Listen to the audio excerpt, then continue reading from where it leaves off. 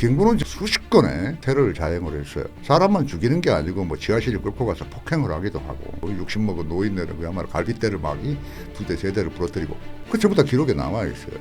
그것뿐만 아니라 앞서 말한 것처럼 한 100명대의 인명을 지금 살해했어요.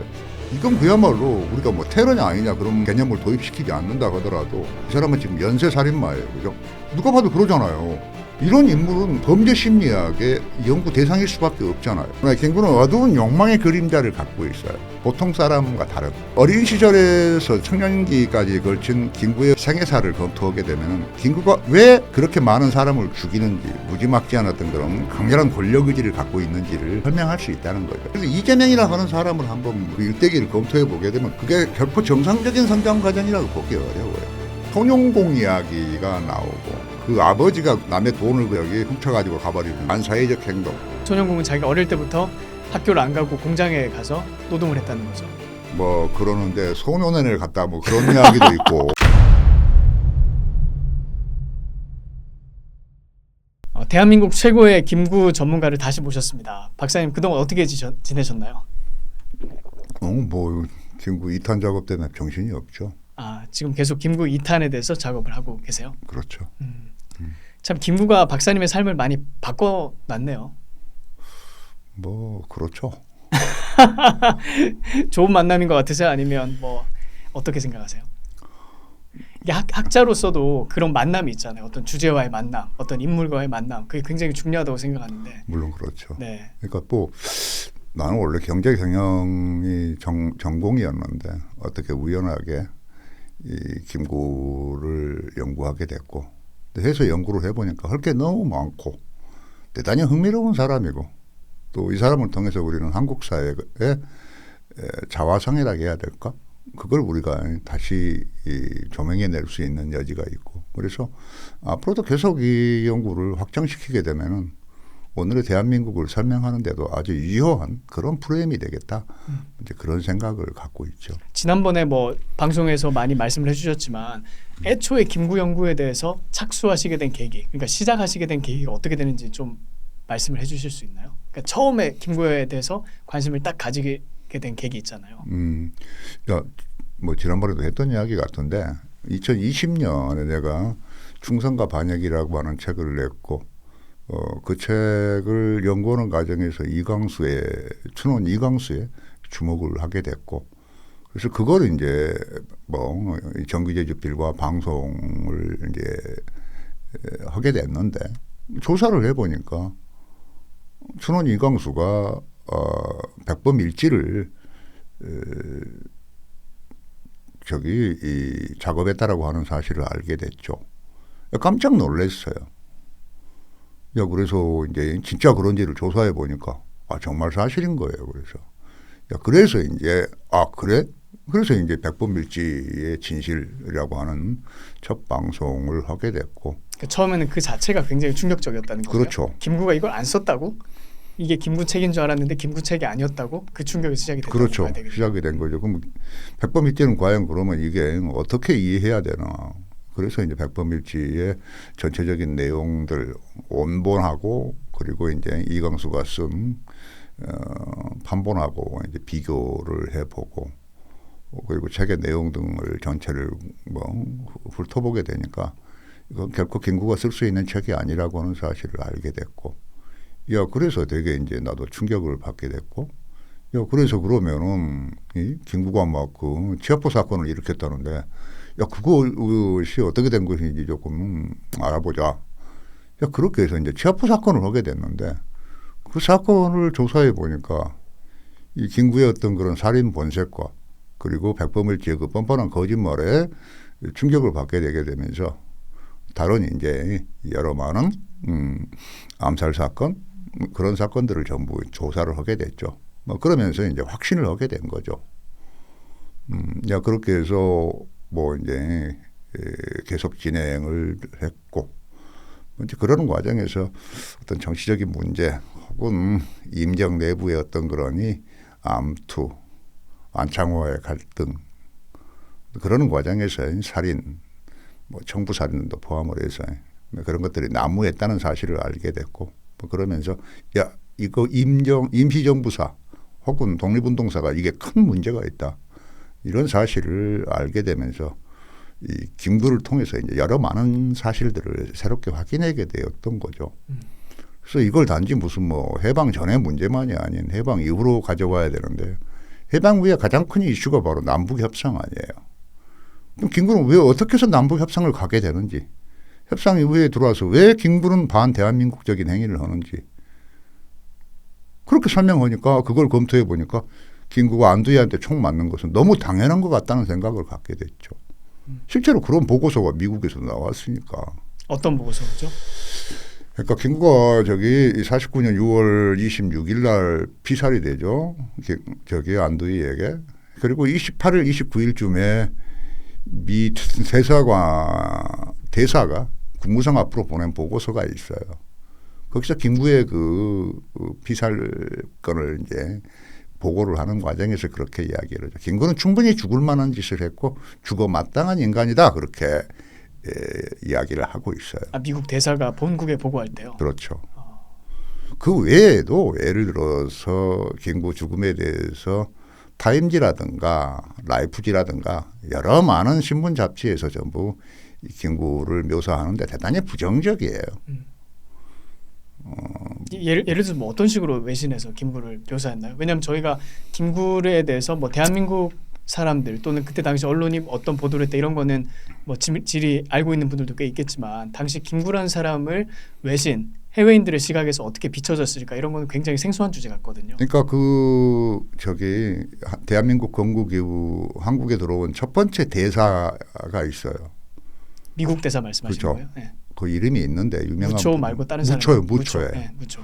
근데 무초 그 사람은 참 흥미롭게도 32년도 4월 29일 윤봉길 테러가 발생했던 그 홍콩공원 현장에 미국 대표로 초청을 받아서 그 현장에 있었던 사람이에요. 아 그래요? 그 역사 현장에서 굉장히 긴밀하게 그렇죠. 그 현장을 목격하고 있었던 그렇기 때문에 무초는 이 김구라고 하는 인물에 대해서 끊임없이 주목을 할 수밖에 없겠죠. 그랬다가 이제 거기 48년 8월 말 뭐 정도에 이 대사로 부임을 하게 됐고 그러니 당연히 김구라고 하는 인물에 대해서 많은 조사를 했겠죠. 그 전부터 이미 알고 있었고 그랬었기 때문에 그 무초 대사의 그 보고는 전혀 하자가 없어요. 가장 정확한 겁니다.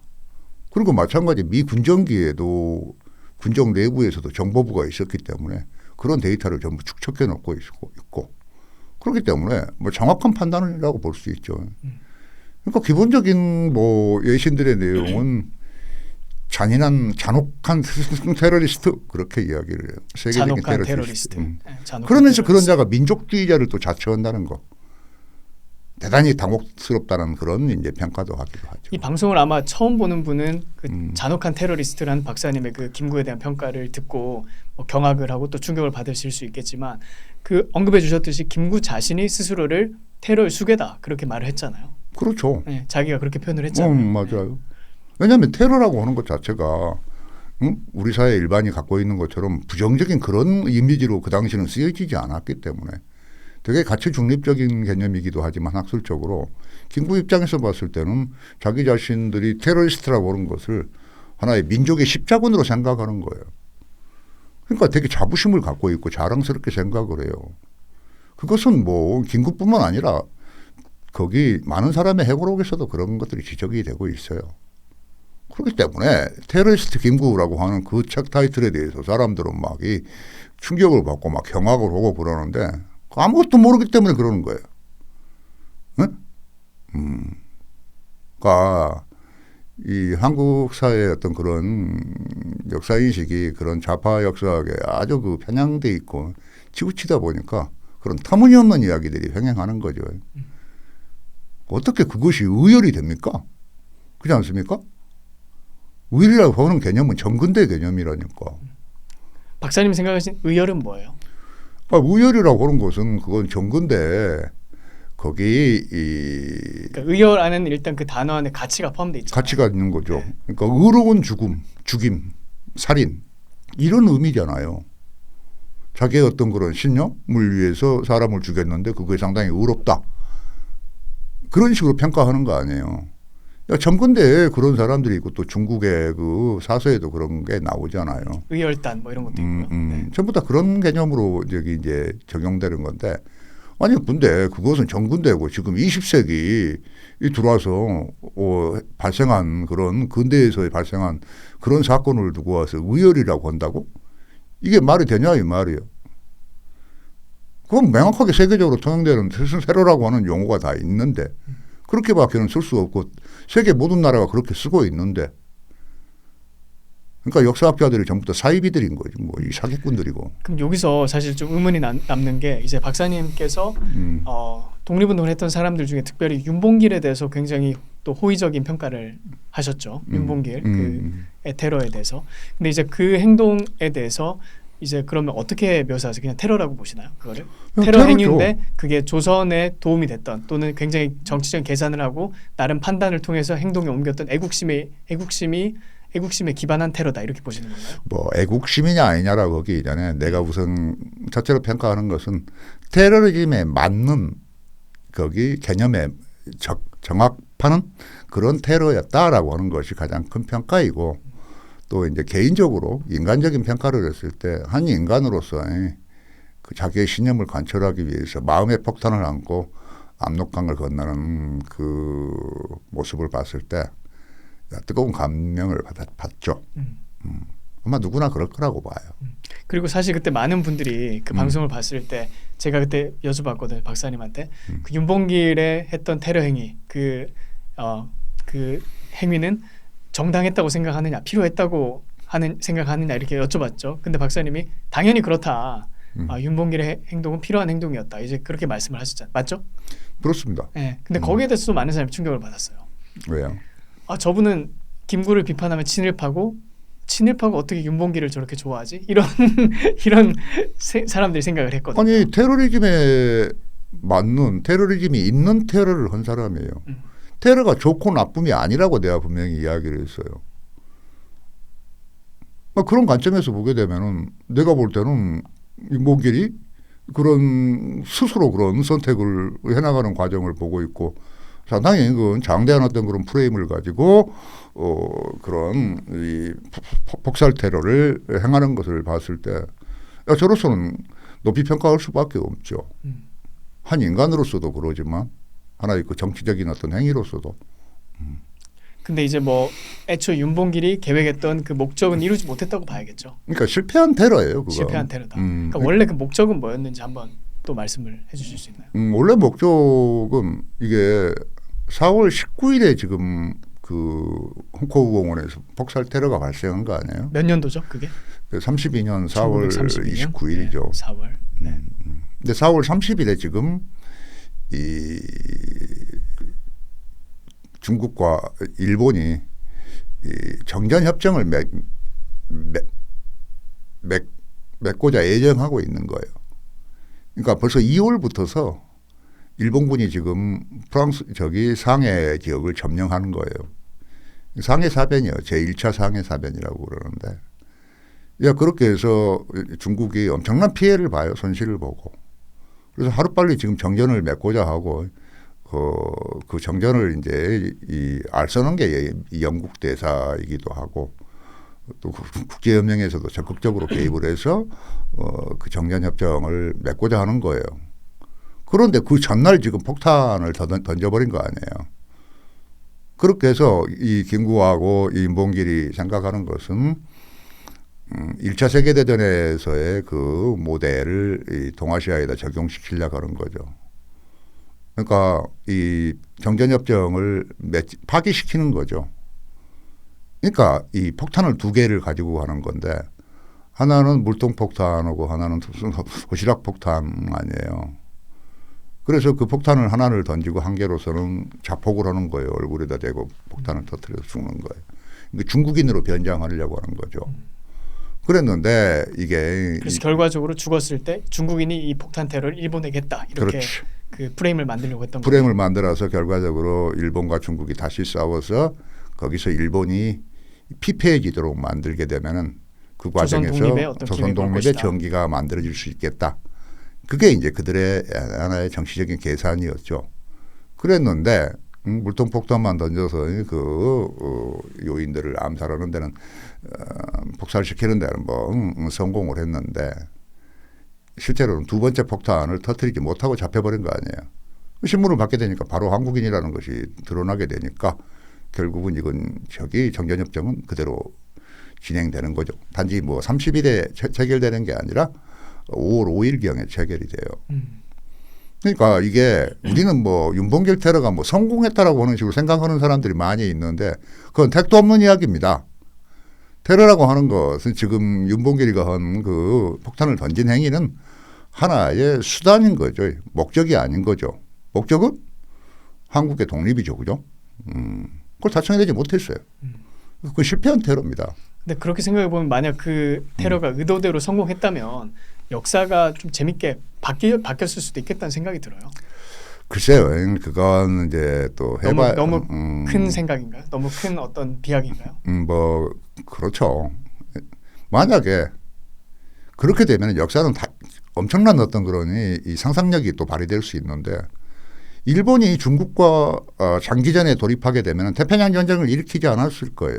그렇게 생각할 수도 있겠네요. 그렇죠. 이거 2차 세계대전이 저기로까지 이제 이 동아시아에서는 번지지 않는 것이고 중국과 인도까지 해가지고 아마 동아시아, 동남아시아까지 전부 다 일본의 손아귀에 들어올 수 있죠. 미국을 건드리지 않으니까. 그렇게 되게 되면 아마 그렇게 해서 전쟁이 끝나버렸다가 종결되었다고 한다면은 한국은 영원히 독립이 안 되죠. 그러니까 중국과 싸우면서 일본의 힘이 그러니까 약화됐을 거라고 보세요? 아니면 일본의 힘이 오히려 더 강화됐을 거라고 보세요? 일본의 힘이 분산되지 않고 중국의 대륙 쪽에 집중되게 되게 되면은 훨씬 더 강력한 힘을 발휘했다고 봐요. 그래서 그 힘이 말씀하신 것처럼 동남아시아까지 갔다면 동남아시아까지 실제로 가기도 했었죠. 근데 일본이 그 미국에 대해서 그렇게 선전포고를 했던 건 지금도 좀 미스테리잖아요. 박사님 생각하시기에 왜 그렇게 선전포고를 했다고 보세요? 제가 일본 학자들 역사학자들 사료를 찾아보면 어떤 한 역사학자 그 일본은 왜 전쟁을 일으켰는가 그 도쿄대 역사 교수 혹시 이름 생각나세요? 정확하게 그 생각이 안 나는데 왜 전쟁을 일으켰는가. 근데 그 교수는 그거는 한 어린 소년의 치기와 같았다. 그런 식으로 평가를 하더라고요. 그게 모르겠어요. 그 교수의 어떤 그 주관적인 평가인지 아니면 여러 가지 그리고 또 어떤 혹자들은 기름이 부족했기 때문에 미국이 거기에 대해서 어떤 그 기름을 차단했기 때문에 자원이 없어서 일본은 진주만을 폭격할 수밖에 없었다. 이런 얘기를 하는데 박사님 생각하시기에는 왜 일본이 그런 판단을 내렸다고 보시나요? 기본적으로 일본은 미국을 과소평가했어요. 그리고 미국은 일본을 과대평가했죠. 기본적으로 그런 이제 정신적인 문제가 있다고 봐요. 그리고 사실 그 세계지도를 펼쳐놓고 보게 되게 되면은 본국에서 6,000km가 떨어진 정도의 광활한 지역을 중심으로 해서 전쟁을 일으킨 것은 일본밖에 없어요. 그러지 않습니까? 독일도 이탈리아도 그렇게까지 하지 못했어요. 그렇다는 이야기는 일본 제국주의가 우리가 상상하는 이상의 강렬한 어떤 그런 생산력을 갖고 있고 또 그걸 조직해내는 능력이 있었음을 의미하죠. 그러긴 하지만 사실 또 내부적으로 보게 되면 물량적으로는 또 그렇긴 하지만 과학기술이라든가 여러 가지 부분에서는 사실 후발성을 면치 못했던 거죠. 이제 그런 점들이 하나의 문제점이고 그렇기 때문에 2차 세계대전 발발과 관련해서 문제에 대해서는 지금도 연구가 진행이 되고 있고 그래요. 근데 혹시 이제 박사님 일본에서 공부를 하셨으니까 일본 학자들의 어떤 그 컨센서스는 뭔가요? 그때 당시 왜 일본이 미국을 공격했다고 생각을 하고 있나요? 지금 내가 방금 말씀드린 거예요. 미국을 과소평가했고 자기 자신을 너무 과대평가했다. 과대평가했거죠. 그래서 한번 붙어도 이길만하다 이렇게 생각을 했던 건가요? 아니면 최소한 대등하게 싸워볼 수 있다. 충분히 그렇죠. 그 당시 그 분위기들. 그러니까 박사학의 연구 주제가 바로 전시기예요. 중일전쟁, 아시아 태평양 전쟁기 큰 이제 대기업을 나는 분석을 했는데 그러다 보니까 그쪽 관련 연구들을 많이 이제 접하게 됐는데 그런 평가들이죠. 또 세부적으로 들어가게 되면 여러 논의가 있지만. 근데 말씀하신 거 들어보니까 정말 그 윤봉길의 의거 그게 성공했어도 역사가 우리가 생각하는 쪽으로 그렇게 장밋빛으로 흘러가지는 않았을 거다. 당연하죠. 그렇게 생각도 드네요. 그렇죠. 박사님 말씀을 들어보니까 역사는 참 재밌어요. 그런 면에서는. 재밌다고 또 그렇게 역사 뭐 재밌잖아요. 재밌을 수 있긴 한데. 네, 역사가 재밌어요. 네. 그 이제 박사님이 최근에 이 장개석의 그 임정과 김구 후원에 대해서 이렇게 말씀을 또 하셨어요. 이 주제에 대해서 장개석은 그때 왜 김구와 임정을 이렇게 후원했던 걸까요? 야 거기 그 논점은 상당히 많은 분들도 상당히 궁금해하시는 것 같아요. 그래서 이 문제를 가지고 이제 정기재 주필하고 정기재 TV에서 한번 논의를 한 적이 있어요. 그런데 그 논점이 왜 중요한 거 아니? 그렇죠. 이게 왜 중요한 거예요? 그 장개석이 김구와 임정을 후원했다는 사실이 왜 중요한 건가요? 김구와의 그 한독당 세력들, 임정 세력들은 45년 11월 한국 이후에 들어와서 자기 자신들의 어떤 정치적인 어떤 그런 스탠스를 순수한 민족주의로 포장을 하는 거예요. 그래가면서 이승만과 한민당 세력들을 사대주의자로 몰아붙이죠. 친일파 해가면서. 그런데 그러면서 뭐 자기들이야말로 그 자주독립의 어떤 이 선봉인 것처럼 그렇게 자기를 포장하는 거 아니에요. 그런데 아니 객관적인 사실은 분명히 장개석으로부터 방대한 지원을 받았어요. 그러면 자기 자신들도 어떻게 보면은 저기 이승만과 혹은 그런 사람들을 매국노니 뭐 사대주의냐니 뭐 박테리아니 해가면서 그런 식의 비판을 하는데 그럼 자기 자신은 뭔데? 라고 묻지 않을 수 없잖아요. 그렇기 때문에 이 장개석의 지원이 성격이 어떤 것이었는가를 밝히는 것은 되게 중요한 논점을 갖겠죠. 그러면 혹시 좌파 사학자들 또는 뭐 대한민국의 주류 김구를 좋아하는 그런 사학자들은 이 사실을 감추려고 하나요? 어때요? 그들의 뭐 어떤 스탠스는 어떤 건가요? 적극적으로 감추지 않지만 그런다고 해서 이걸 전면적으로 뭐 밝히지도 않아요. 근데 저도 이 얘기를 처음 들었어요. 뭐 장개석이 김구와 임정을 적극적으로 후원했다 이런 얘기를 뭐 역사 공부를 하면서 별로 들어본 얘기가 없고 적이 없거든요. 뭐 그렇죠. 왜냐하면 자기들한테 그렇게 저기 유리한 논점이 아니니까. 그러긴 하지만 우리는 김구가 끊임없이 뭐 자주독립의 기수이고 자기들이 선구자인 것처럼 그렇게 행세를 해가면서 그런 가면을 쓰고 그렇게 정치 행위를 했지만 그건 택도 없는 이야기다. 나의 논점은 그렇습니다. 김구야말로 지금의 어떤 중국과 우리가 대립하고 있는 이런 또한 반중 정서를 고려하게 되면은 김구야말로 친중 매국의 원조라고 나는 봐요. 친중 매국의 원조다. 그렇습니다. 자 그러면은 왜 이 장개석은 김구를 후원했을까요? 우선 첫 번째 총 4가지 이제 논점으로 저는 정리를 하고 있는데 우선 첫 번째는 윤봉길 폭탄 테러는 상당히 중국한테는 지금 곤란한 문제인 거예요. 왜냐하면은 지금 현재 이 장개석 정부는 일본군에 대항해 낼 수 있는 이 군사력이 갖춰져 있지 않아요. 역량이 없어. 그렇기 때문에 가능하면 빨리 이게 이 일본과 휴전을 하고 장기 항전 체제를 구축하려고 하는 거예요. 그런데 거기서 지금 윤봉길이가 폭탄을 터뜨려 버린 거 아니에요. 이렇게 되면 곤란하거든. 그렇기 때문에 이 장개석은 테러의 수괴인 이 김구를 후원을 해서 김구의 힘을 통해서 그런 무분별한 한국인들의 어떤 그런 테러를 통제하고 제어하려고 하는 거죠. 실제로 김구에게 이렇게 매달 뭐 생활비를 주고 여러 가지 뭐 비용을 제공해 줌으로 인해서 그리고 그렇게 해서 김구는 이 상해 뒷골목을 어슬렁거리던 유토피아 안에서 일약 그야말로 이 한국인 임시정부의 하나의 최고의 권력자로 등장을 하게 되는 거죠. 아, 장개석 후원을 받으면서 그렇게 그렇죠. 주목을 받기 시작하는 거죠. 그렇지. 야 장개석의 그 전까지는 뭐 장개석 이런 것 그런 거 있는지도 모르고 상대할 가치도 없는 인간들이었는데. 그러니까 장개석이 김구를 생각할 때. 그렇죠. 네. 임정 자체를. 임정 그 전까지는 자체를. 누구도 지원해주지 않아요. 후원해주지 않아요. 그러니까 굉장한 이슈를 끌기에는 성공한 거네요. 그렇죠. 그 윤봉길의 폭탄 테러가요. 이게 그렇는데 문제는 그 한국인들이 되게 이게 분산되어 있는 거죠. 개별적으로 막 테러를 하기도 하고 또 한국인들은 상당히 그 당시에 이 중국에서는 가장 동아시아에서 가장 대표적인 어떤 그런 테러의 역량을 갖고 있는 사람들로 평가를 했어요. 아, 동아시아에서요? 아, 테러를 잘하는 민족이다 이런 평가를 받았던 건가요? 왜냐하면은 한국인들이 중국에 들어와서 할 수 있는 일이 없어요. 중국어가 뭐 잘 되는 것도 아니고 또 중국어도 뭐 저기 이 토착어들이 뭐 수십 개 수백 개가 되니까. 아, 생각해보니까 진짜 그렇네요. 네. 지금 이제 박사님 말씀을 듣다 보니까 그때 당시 우리 선조들이 거기 중국 가서 뭐 해먹고 살았을까 이런 고민을 많이 하거든요. 네. 그래요. 그렇기 때문에 해먹을 것이 없어. 그러니까 결과적으로 그런 정부 살인을 하거나 혹은 정부 테러를 자행하거나 혹은 은행을 털거나 그 같은 동족에 조금 뭔가 있는 사람들을 털거나 결국 그런 식이에요 이게. 그런 걸 두고 와서 무슨 독립운동 어쩌고 저쩌고 하니까 얼마나 우스운지 닥도 없는 이야기들입니다.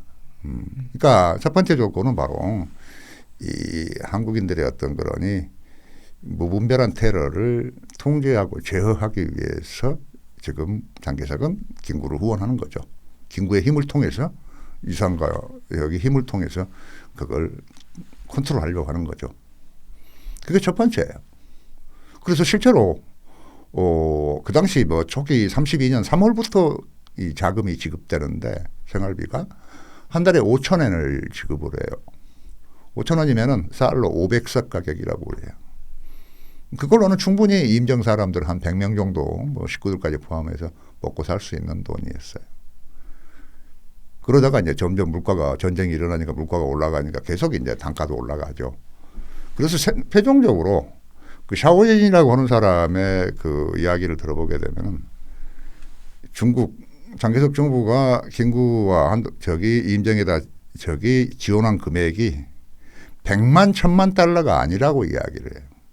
거의 뭐 억 단위에 가까워진다는 거예요. 억 단위요. 그 1000만 달러 단위가 아니라고 보니까 1000만 달러 수준이 아니었다라고 이야기를. 그럼 뭐죠? 1000만 달러 넘어서게 되면 억 단위가 되는 거 아니에요. 근데 그 단위가 달러예요? 그렇죠. 1억 달러 이렇게 가는 거예요? 그렇죠. 그러니까 이게 아니 그러니까 그 책의 증언집에 그렇게 달러로 표시해서 표현을 한다니까. 그러면 그 자금이 어마어마했겠네요. 엄청난 자금을 지원하는 지금도 거죠. 사실 1억 달러라고 하면 그게 엄청난 돈이잖아요. 그러니까 그게 1억 달러인지 아닌지는 알 수 없지만 네, 어쨌든 어마어마한 금액이 100만 들어갔다. 1000만 달러 수준이 아니었다라고 이야기를 하니까 그거보다 이상임이 암시되어 있는 거네요. 그렇죠. 1000만 달러에도 그게 엄청난 돈은 그렇죠. 아니냐. 사실 지금도 뭐 1000만 달러라고 하면 이게 작은 돈이 아닌데요. 그러니까 그런 것처럼 그러니까 지금 현재 그 타이완이 갖고 있는 그런 정보 문건들, 임정과의 관련 문건들을 보게 되면 전부 돈 문제예요, 이게. 돈을 뭐 차관을 빌려달라고 그러지는 않나. 아니, 나라도 없는데 무슨 차관이야, 이게 말이 되냐고, 이게. 계속 그런 돈 문제를 조정하고 요구하고 그런 이 문건들이 엄청 많아요. 야, 그거 언제 한번 정리해서 이 방송을 한번 할 필요가 있는 내용들인데. 네, 그렇네요. 그러면 그 돈을 가지고 항상 또 돈의 문제가 있으면 그걸 가지고 싸우는 사람들이 있잖아요. 지분을 가지고 그러니까 싸우는. 그 돈은 결과적으로 김구를 보고 주고 있는 거거든, 장개석이가. 그러니까 가서 매달마다 도장을 찍고 그 돈을 수령하는 거죠. 그리고 자, 김구에게는 이제 자기들 밑에 수와 있는 사람들을 잘 통제하라라고 이렇게 그 끈을 놔두는 거네요. 그렇지. 김구가 그만큼 힘을 갖게 되는 거죠. 그러니까 그 뒤부터는 윤봉길 테러 이후에 들어서는 결코 일본인에 대한 테러가 없어져요. 한 건도 없어요. 전부 다 그 이후에 테러가 발생하는 것은 한국인들을 죽이는 거죠. 다 밀정이다. 뭐 자기 말을 안 듣거나 저기 임정을 비방하거나 그런 친구들은 결코 용서하지 않는 거죠. 그래서 박사님 그때 총 몇 명을 김구가 죽였다고 하셨죠? 뭐 지금 뭐 일본인 2명 정도 빼놓고 나면은 뭐 한 99명 중에서 2명 빼면 얼마야? 97명. 97명 정도. 네. 그 사람들이 다 한국 사람이었다. 전부 다 한국 사람이죠. 아니 이건 완전히 그야말로 연쇄 살인마라고 볼 수밖에 없어요. 이건 범죄 심리학으로 보게 되면 중요한 연구 대상이 되는 겁니다. 그러니까 이 부분이 이제 김구의 어떤 심리 그 부분이 이제 박사님의 연구에도 굉장히 이제 관통하는 주제, 정말 흥미로운 주제라고 저는 생각을 하는데요. 그 여기서 이제 97명 중에 김구가 직접 죽인 사람은 있어요? 혹시 김구가 직접 죽인 사람? 2명이에요. 2명이요. 그 누구예요? 거기 치아포에서 그 상인을 죽인 거다고. 네. 그 사람은 일본 사람이잖아요. 그죠. 아까 박사님 말씀 일본 사람 2명을 빼고 97명 중에요. 그 외에 이제 내가 확인하는 것은 1명이죠. 1명. 그럼 김구가 직접 죽인 걸로 알려진 거는 치아포의 그 상인 스시다 조스케인가요? 네, 그 사람하고 조스케하고. 그리고 이제 한국 사람 1명. 그 한국 사람이 누구죠? 그 인원은 인명은 나오지 않아요. 인명은 나오지 않아요. 남도 출신인데 출신의 밀정 그렇게 저기 논의가 되고 있죠. 그래서 거기 이제 그것은 김구 혼자 살인한 게 아니고 그 여자 한 분하고 같이 공동으로 살해를 했죠. 공동으로요. 김구가. 김구는 이제 그 목을 조르고 그 여자분은 발을 잡아주는 거죠. 그렇게 해서 그 남도 출신의 밀정을 죽였노라고 그 여성분이 밝힌 내용이 있어요. 아 그래요. 이 시기는 언제쯤으로 예상하시나요? 32년 3년경에. 32년 3년. 31년 2년경이라고 그러니까 봐요. 상해에서 있었던 그렇죠. 일이라고 봐야 되겠네요. 그러니까 1년 2년이라고 봐요. 음. 왜냐하면 윤봉길 테러가 발생 이후에는 김구는 이제 도피를 해야 되니까 상해에서 활동을 할 수 없는 상황이고 그렇기 때문에 상해에서 활동했다고 한다면 31년 2년이죠. 그 여자분이 한인 애국단에서 활동을 했는데 나중에 또 김구하고 헤어지게 되지만. 근데 이 부분이 참 중요하다고 보는 게 일단 전 이제 살인은 아무나 하는 게 아니라고 보거든요. 그렇죠. 일단 이 살인을 하려면 먼저 자기 내면을 죽여야지 저는 남을 죽일 수 있다 이렇게 보는데 모르겠어요. 저는 이제 그렇게 생각을 합니다.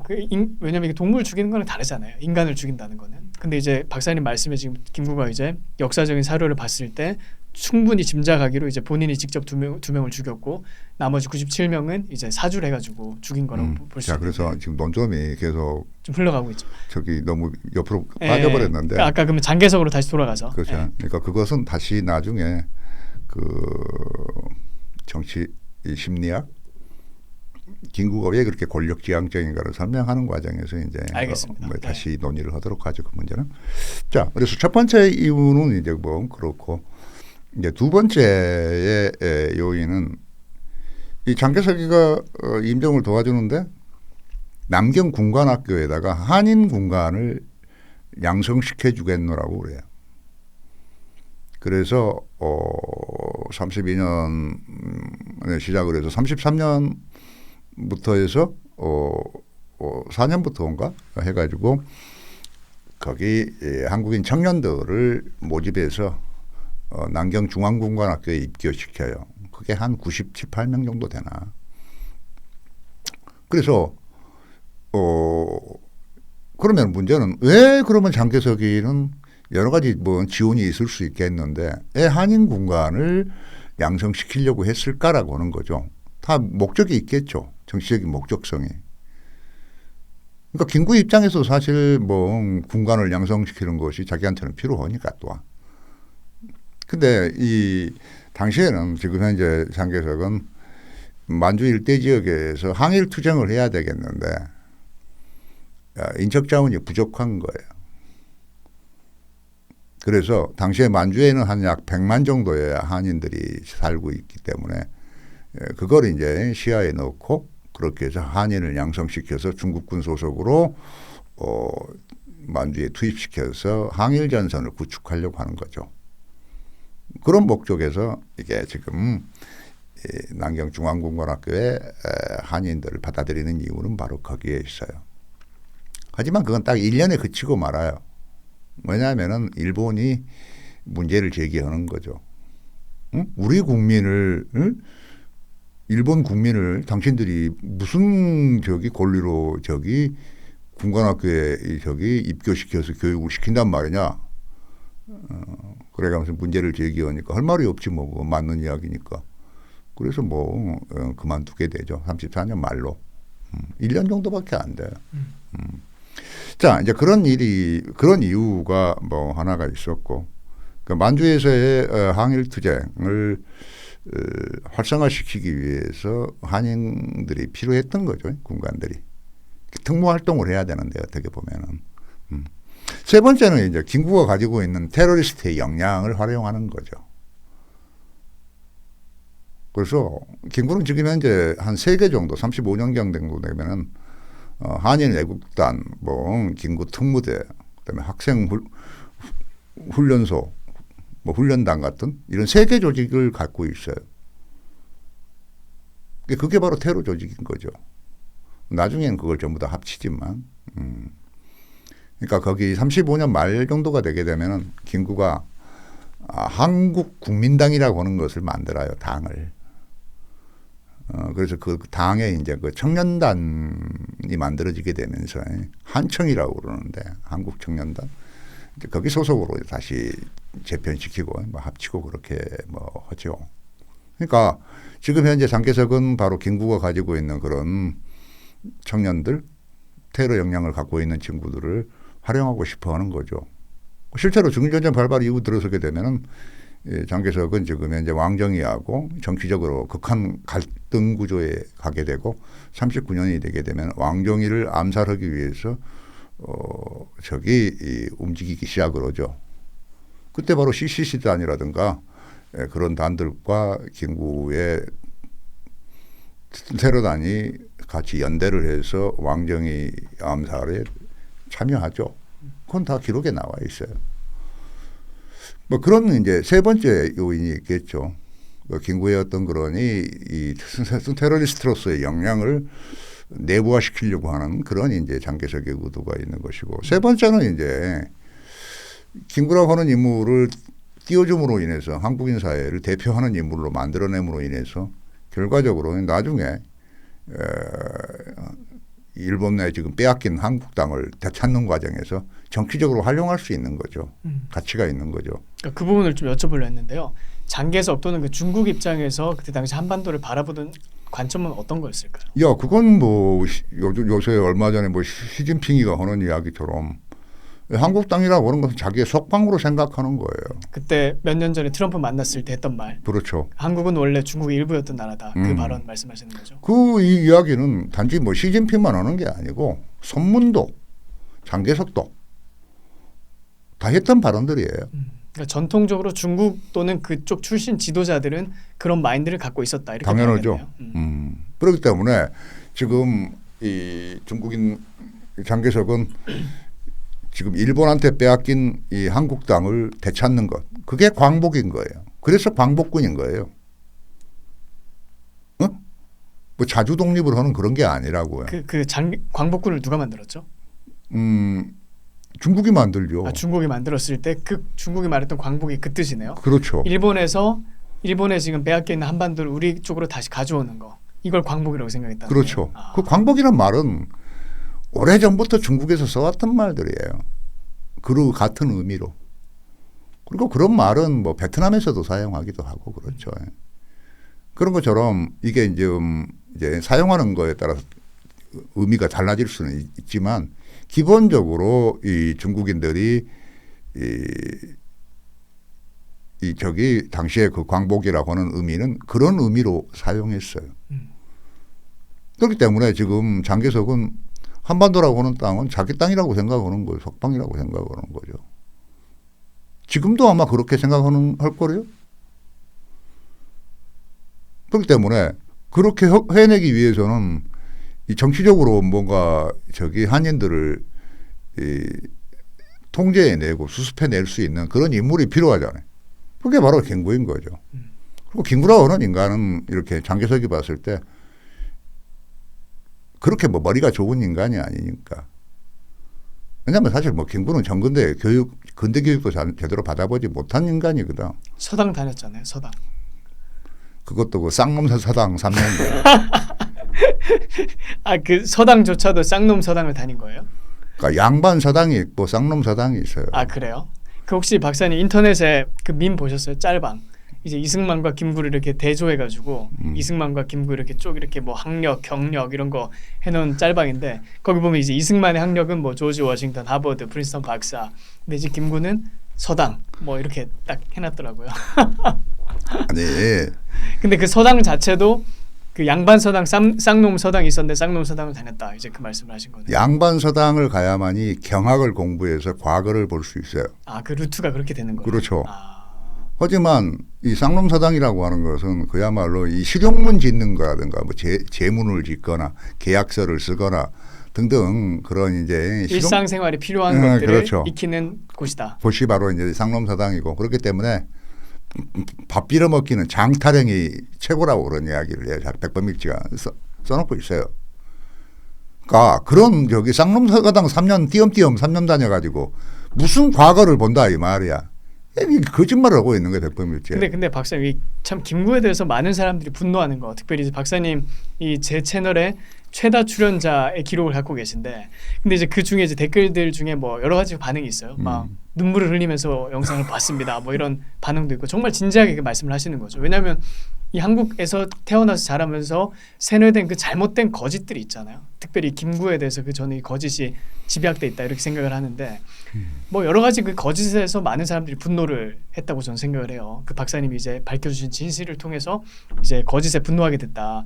근데 그 중에 하나가 이제 김구에 대해서 뭐 여러 가지 거짓이 있지만 이 이름도 본명이 아니잖아요. 김구가 원래 본명이 다른 거죠. 김창수죠. 그럼 왜 그러면 김구라는 이름을 쓰게 된 건가요? 이름이 9개예요. 9개요? 김구만큼 가명이 많은 사람이 없어요. 김구라고 하는 그것도 어떻게 보면 나중에 다시 지은 거 아니에요.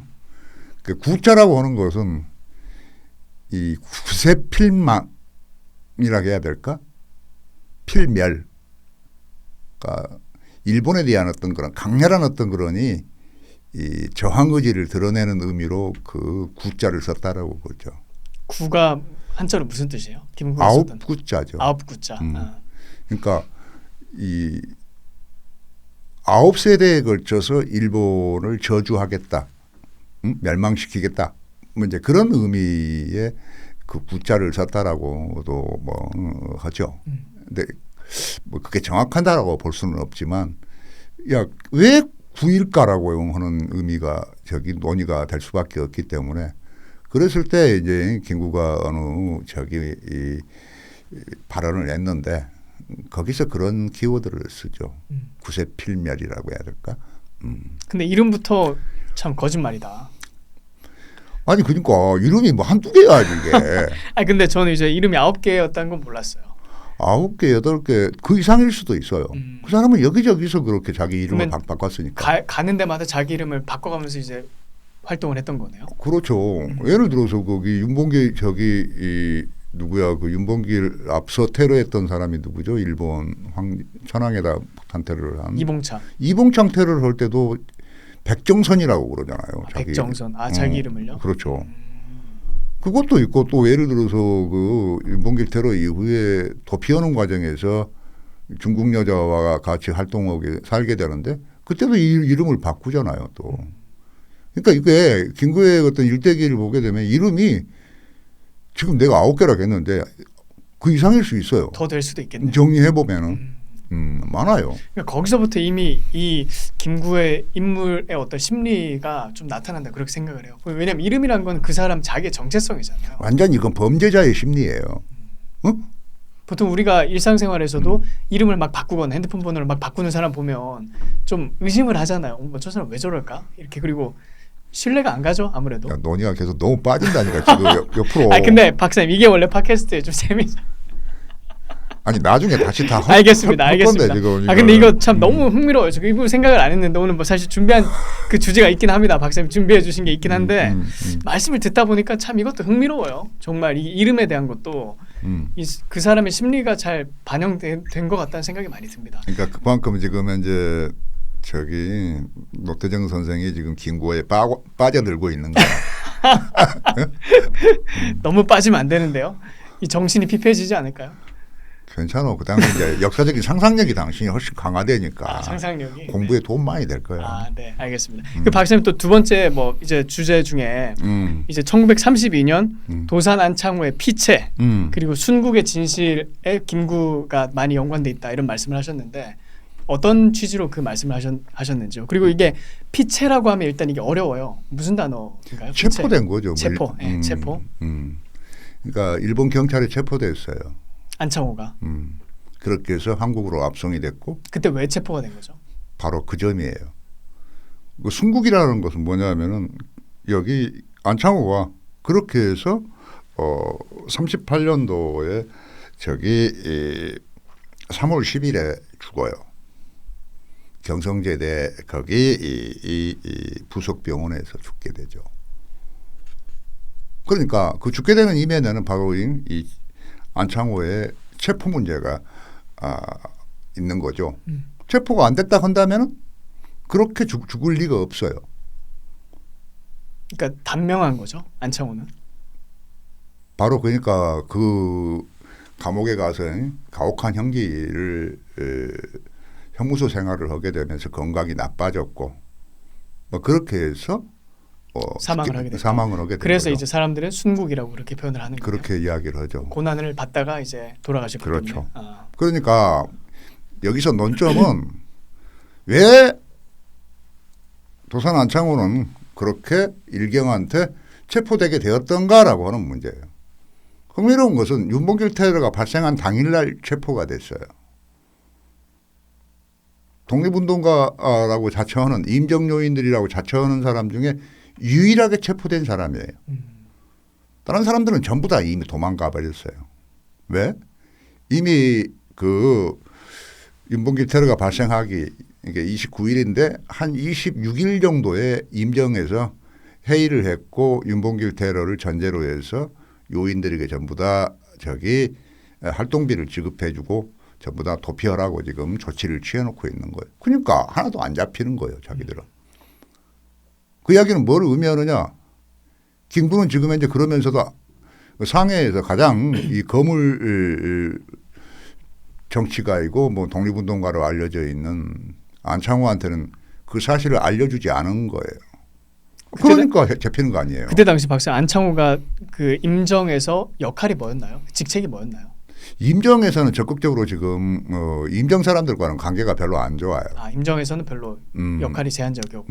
왜냐하면은 지금 흥사단의 원동 지원부를 지금 상해에서 운영을 하고 있고 거기에는 한국인 유력한 실업가들 그리고 젊은 학생들이 많이 거기에 들어와 있는 거예요.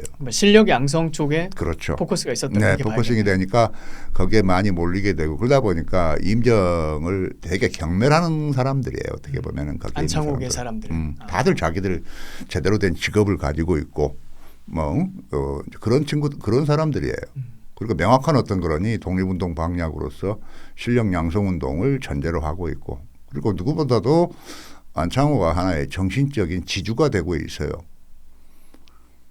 하지만 안창호와 흥사단 계열이 커지면 커질수록 임정은 위축될 수밖에 없어요. 그 사람들이 할 수 있는 건 직업도 없고 돈도 없어요. 그렇기 때문에 맨날 무슨 뭐 테러나 하고 나무 돈이나 뺏고 다니고 강도나 하고 성부살인이나 하고 그런 거 아니에요. 이게. 그러니까 그런 조건이었기 때문에 안창호와의 관계가 아주 안 좋아요.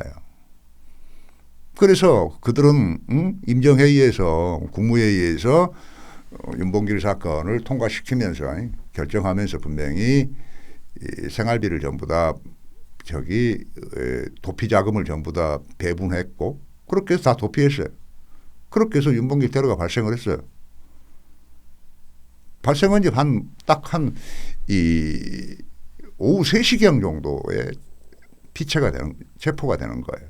그럼 테러가 발생한 지 불과 몇 시간 지나지 그렇죠. 않아서 안창호가 바로 체포가 됐다는 거예요. 자, 그런데 그게 가장 큰 그 당시 이슈가 됐던 거예요. 이게 무슨 뭐 상해 그 일대 지역에서만이 아닌 국민당 정부도 프랑스 정부도 개입이 되고 미국 쪽도 그러고 독일도 그러고 이게 이 안창호 문제가 아주 국제적인 이슈가 되고 있는 거예요. 안창호는 그 당시에 그 어떤 나름 지명도가 있는 사람이었나요? 당연하죠. 독립운동가 중에서. 왜냐하면 하와이라든가 샌프란시스코 등지에도 자기들의 어떤 그 모임이 다 있고 결성체가 조직체가 다 있고 그랬었기 때문에 그러다 보니까 이게 이제 크게 문제가 되게 되고 왜 잡혔는가에 대해서 그 테러를 기획한 김구와 임정에 대해서 문제를 제기하는 거예요, 사람들이. 알려주지 않았던 거죠. 그런데 김구는 백범일지에서 알려줬다고 그래요. 그러니까 아침 일찍 거기 윤봉길을 저기 홍코우 공원에 보내고 바로 거기 조상선 목사가 운영하는 상점에 점원을 시켜서 안창호에게 오늘 폭탄 테러가 발생을 하니까 빨리 도피하라라고 하는 편지를 보냈다고 지금 이 김구는 글을 써놓고 있어요. 그런데 그건 거짓말이에요. 조사를 해보니까. 왜 그러냐. 당일 그 안창호의 동선을 확인해 보면 금방 알 수 있어요. 보통 안창호는 그 당시 6시에 일어나요. 그러면 7시, 7시 반쯤이었으면 그런 편지를 보냈으면 안 받을 리가 없어요. 그러니까 그날 점심 때 그 양반은 지금 조상선 목사의 그 손자 돌잔치에 지금 참석을 하고 있어요. 그러니까 조상섭이도 지금 뭐 그런 사건이 발생한다는 걸 모르고 있는 거예요. 그러니까 조상섭 목사도 이제 흥사단 계열이지만 그러니까 보통 되게 평범한 그런 일상을 보내고 있는 거예요. 그랬다가 이제 그 이유필이라고 하는 집, 그 이유필도 마찬가지 흥사단 당원인데 그 당시 민단장을 하고 있어요, 상해. 그래서 그 민단장의 아들놈이 저기 이만영이라고 하는데 그 친구한테 뭔가 이 운동회를 하는데 기부금을 주기로 약속을 했었어요. 그 돈을 주려고 이제 이유필 집에 방문했어요. 그 첫 번째 방문이에요. 그러다가 다시 저기 돌잔치에 왔는데 그 시간대가 한 1시, 2시 정도가 되니까 벌써 호해 신문이 돌면서 홍코우 공원에서 그런 사건이 발생했다는 것을 알게 되는 거죠. 그러니까 저기 안창호 선생도 그 사태가 어떻게 된 것인지 알고 싶어서 다시 이유필 집에 가서 이유필을 만나고 싶어 하는 거예요. 그래서 이유필 집에 갔는데 거기에 일본 경찰들이 잠복해 있다가 안창호를 체포하게 된 거죠. 그러면 왜 이유필이냐? 윤봉길이가 일본 헌병에 저기 잡혀가 가지고 누가 시켰니? 라고 하니까 이유필이라고 해버린 거예요. 사실은 그게 이유필이 아니고 김구인데. 근데 그 사람이 지금 윤봉길이가 하고 있는 이야기는 이유필이냐 김구냐 하는 그 인명을 이야기하는 게 아니라 민단장이 시켰다고 이야기하는 거예요. 아, 민단장이 시켰다 그렇게 발언한 거네요. 그렇죠. 경찰 조사에서. 근데 이제 경찰은 그 민단장이 어련히 이우필이라고 생각하고 그렇죠. 집에 갔던 거죠. 실제로는 벌써 한 2개월 전에 민단장이 바뀌었는데 김구로 바뀌었는데. 그러니까 지금 그러면 어떤 의미에서는 김구도 운이 좋았던 거네요. 그러면. 뭐 그럴 수도 있겠는데 이미 김구는 이미 도망갔어요. 아 도망가. 그럴 거 아니에요. 자기가 그 어떤 그렇죠. 상황이 발생한다는 것을 그렇죠. 알게 뭐 되는 사태가 거예요. 하면 제일 타겟이 돼가지고 잡힐 게 분명하니까. 그러니까 일본 헌병과 지금 영사관 쪽에서는 지금 민단장이 이유필이라고 알고 있었는데 실제로는 김구야. 그러니까 윤봉길이는 지금 민단장이 김구라고 이야기하는 건데 일본 헌병에서는 그걸 이유필로 이해해버린 거죠. 그렇게 해서 이유필 집을 습격했던 것이고 잠복해 있다가 저기 이 의회의 인물인 안창호를 체포해버리게 된 거죠. 그렇게 해서 이게 피체가 된 거예요.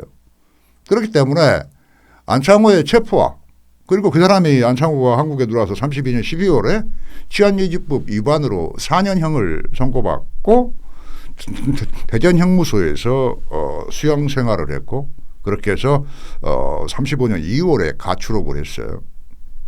그랬다가 37년 6월에 다시 동우회 사건으로 체포가 됐고 재구속이 됐고 그러는 과정에서 건강이 악화되면서 12월에 이 병보석으로 나와서 지금 경성제대 부속병원에 입원해 있다가 사망을 했는데 38년에 이제 38년에 사망을 한 거죠. 그죠. 39년 3월 10일에 간경화증, 폐결핵, 결핵병, 복막염, 만성기관지염, 유아수증 등등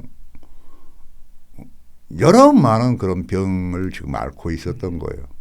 그 병을 앓게 되었던 것은 뭐 체포되기 이전에도 기본적으로 이 안창호는 담배를 많이 피웠어요. 그래가지고 뭐 여러 가지 좀 건강이 별로 좋지 않은 상황이었는데 체포돼서 그런 가혹한 수용 생활을 하게 되면서 건강이 더욱 악화된 거죠. 그러면 우리는 어떻게 평가해야 되죠? 안창호의 죽음도 결과적으로 김구한테 책임이 있는 거 아닙니까? 자기가 그렇게 저기 이 윤봉길 사건을 저기 기획했다 한다면은 당연히 안창호한테도 안내를 해야 되는 거 아닌가요? 근데 하지 않았어요. 그래 놓고 와서는 백범일지에서 그런 뻔뻔한 거짓말을 해놓고 있는 거 아니에요. 그래 놓고 와서 뭐 해방의회 무슨 뭐 안창호의 묘를 찾아가 가지고 뭐 어쩌고 저쩌고 아주 뻔뻔한 인간이죠. 김구가 실제 그렇게 찾아갔어요? 안창호의 묘에? 안창호의 뭐가 망우리에 있었거든. 그 저기 저 기록에 나와요. 어이가 없는 내용인데. 그러면 박사님 생각에는 김구가 그 안창호에게 일부러 알려주지 않았다 이제 이렇게 저는 그렇게 판단하시는 보죠. 거네요. 왜냐하면 혹시 그 이후에 그러면 알려주지 않으면 안창호가 일본에게 잡혀서 자기 어떻게 보면 그 상해 나우바리에서 어떻게 정치적 라이벌이라고 할 수 있는 그 사람이 제거될 것이다 이렇게 판단했다고 그렇죠. 그러나요? 그러고 남죠. 이미 28년도 20년대 후반이 들어서게 되면은 김구 세력이 안창호를 따르는 젊은 친구들을 폭행하기도 하고 여러 많은 그런 일들을 자행을 해요. 내가 볼 때는 암살도 했다고 봐요. 그러니까 김구 세력이 안창호를 따르는 긍사단 쪽 사람들을 죽이기도 했었다. 그렇죠. 이미 실제로 뭐 저기 내 책에서도 뭐 그런 사례를 2건인가 3건인가를 이야기했기 때문에 그런 거예요 이게. 그렇기 때문에 이 안창호라고 하는 어떤 그런 이 독립운동계 하나의 거성일 수 있는 인물을 처치하는데도 처단하는데 암살하는데 저기 이 김구의 책임이 있는 거죠. 근데 참 박사님 이 말씀을 듣다 보면 이 한국 역사에서 정말 굵직굵직한 족적을 남겼던 사람들이 김구의 손을 거쳐서 또는 김구의 어떤 역량에 의해서 죽어나간다 이런 역사적 사실들을 많이 이렇게 발견하게 되는데 그 중에 또 뭐 지금 이제 안창호 말씀해 주셨지만 정말 또 중요한 인물이 장덕수잖아요. 장덕수. 사실 뭐 장덕수를 기점으로 해서 김구의 정치적 커리어도 역시 전환점을 맞았다. 결정적인 어떤 전환점을 맞았다. 이렇게 판단이 되는데요. 그때 당시에 근데 장덕수를 김구가 죽였다. 이렇게 얘기를 하면 여전히 거기에 대해서 반론을 제기하는 사람들이 있어요. 아니 그거는 김구를 따르는 밑에 사람들이 한 일이지 김구가 한 일은 아니다. 뭐 이런 식으로 그걸 어떻게 김구가 했다고 덮어 씌울 수 있느냐 이렇게 주장하는 사람들이 있는데 박사님은 어떻게 답을 하고 그런 사람이 싶으신가요? 있으면 데리고 와요. 그 택도 없는 이야기입니다. 제 책에서 분명히 밝히고 있지만 그 실제로 장덕수 암살을 자행했던 사람들이 그들은 확신범이에요. 그렇기 때문에 당연히 자기 자신들은 저기 장덕수를 죽이는 것을 당연하다고 생각했던 사람들이에요. 그걸 전부 다 신문에서 다 이야기를 해요. 그러면서 그걸 누가 했느냐라고 하니까 김구가 사주했다라고 이야기를 해요. 그 사람들이 다 한독당 사람들이었죠. 한독당이죠 다. 한독당. 그리고 제가 그때 그 보기로는 현직 경찰도 한 명 연루가 돼 있더라고요. 그건 하수인이죠. 하수인. 그러니까 현직 경찰 그다음에 한독당 청년들 그렇게 보면 되겠네요. 자, 뭐 그 이제 그 암살단 자체 구조에 대해서는 좀 복잡한 설명이 있는데 그렇죠. 그건 너무 디테일한 거고요. 그렇고 자, 뭐 그랬었고 그랬다가 이제 김구가 저기 이 3월 12일인가 그 군사법정에 나와서 야 그게 아니고 지금 저 친구들이 고문을 받아가지고 거짓말을 한 거다. 이런 식으로 이제 이 김구가 이야기를 하는 거 아니에요. 그때부터 이제 이 친구들이 증언이 바뀌기 시작을 해. 그렇죠. 김구가 법정을 출두하고 난 다음에 당신들은 고문 받아가지고 지금 진술하는 거 아니냐 이렇게 얘기하는 김구가 뻔뻔하게 그 얘기를 하자마자 그 이제 피의자들이 입장을 바꾸는 거죠. 사실 우리는 고문을 받아서 그렇게 헛된 자백을 했던 거다, 거짓 자백을 했던 거다 이렇게 앵무새처럼 그렇지. 레파토리를 따라. 하지만 법정에서 진짜 그랬는지를 진짜 실제로 확인을 하는 거예요. 그 조사관들을 불러내고 또 마찬가지 경찰도 전부 다 한국인 경찰까지 전부 불러내고 신문관을 불러내고. 그리고 그때 당시에 참고로 조사했던 사람들이 다 미군이었잖아요. 미군 이게 초기에 그 CIC로 넘어가기 이전 단계에서는 한국 검찰에서 조사를 했었죠. 그랬다가 이제 CIC로 넘어갔던 이관이 된 거네요. 네, 이관이 됐고 그래서 이제 거기서 조사를 해요. 그래서 그 사람들 전부 와서 우리가 병원 그래 고문을 했다면 고문의 흔적이 있을 텐데 그래 한번 보자. 그래서 상처를 보니까 이게 엊그제 받은 상처가 아니고 오래전에 된 상처인 거야. 고문 받은 게 없는 거야 이게. 그렇게 해서 의사들이 전부 와서 저기 진단을 하고 전부 다 그렇게 해가지고 고문은 없었다라고 하는 사실이 증명되게 되면서 결과적으로 그들은 사형 판결을 받는 거 아니에요. 최고형으로. 아니 자기들이 안 주겠다 한다면은 그런 판결이 나올 리가 없겠지. 그리고 이미 그 저기 하수인들이라고 하는 중간에 있는 사람들도 전부 다 한독당 사람들이에요. 그렇기 때문에 결코 부정할 수 없어요. 그거. 이 1948년도 3월 달에 재판이 열렸을 때 이제 김구가 참 저도 이제 이 역사적 사실을 찾아보니까 정말 흥미롭더라고요. 이 사건 이후에 이제 1948년도 3월 12일 이제 김구가 2번 법정에 출두를 하잖아요. 3월 12일에 그 신문을 받고 나서 바로 그날 이제 남북협상에 참여하겠다 이런 발표를 하더라고요. 그러니까 이걸 봐도 박사님 말씀하신 것처럼 이제 자기 정치적 커리어가 사실상 끝났으니까 여기서 뭔가 이제 최종 타겟책으로서 그 남북협상이라는 카드를 들고 뭔가 이렇게 발버둥을 쳐보는 게 아닌가 그런 생각을 많이 했었어요. 그렇죠. 정치적인 위기를 타파하고 그리고 하나의 새로운 방식으로 북한과 연대를 통해서 권력을 잡아보려고 하는 임종봉대를 하려고 하는 이런 이제 시도, 몸부림, 도박, 정치적 도박이라고도 볼 수 있겠죠. 그랬던 거예요 이게. 그런 점에서 보게 되면은 이 장덕수 암살은 한국 현대사에서 상당히 중요한 그런 논점을 갖는다 그렇게 볼 수 있겠죠.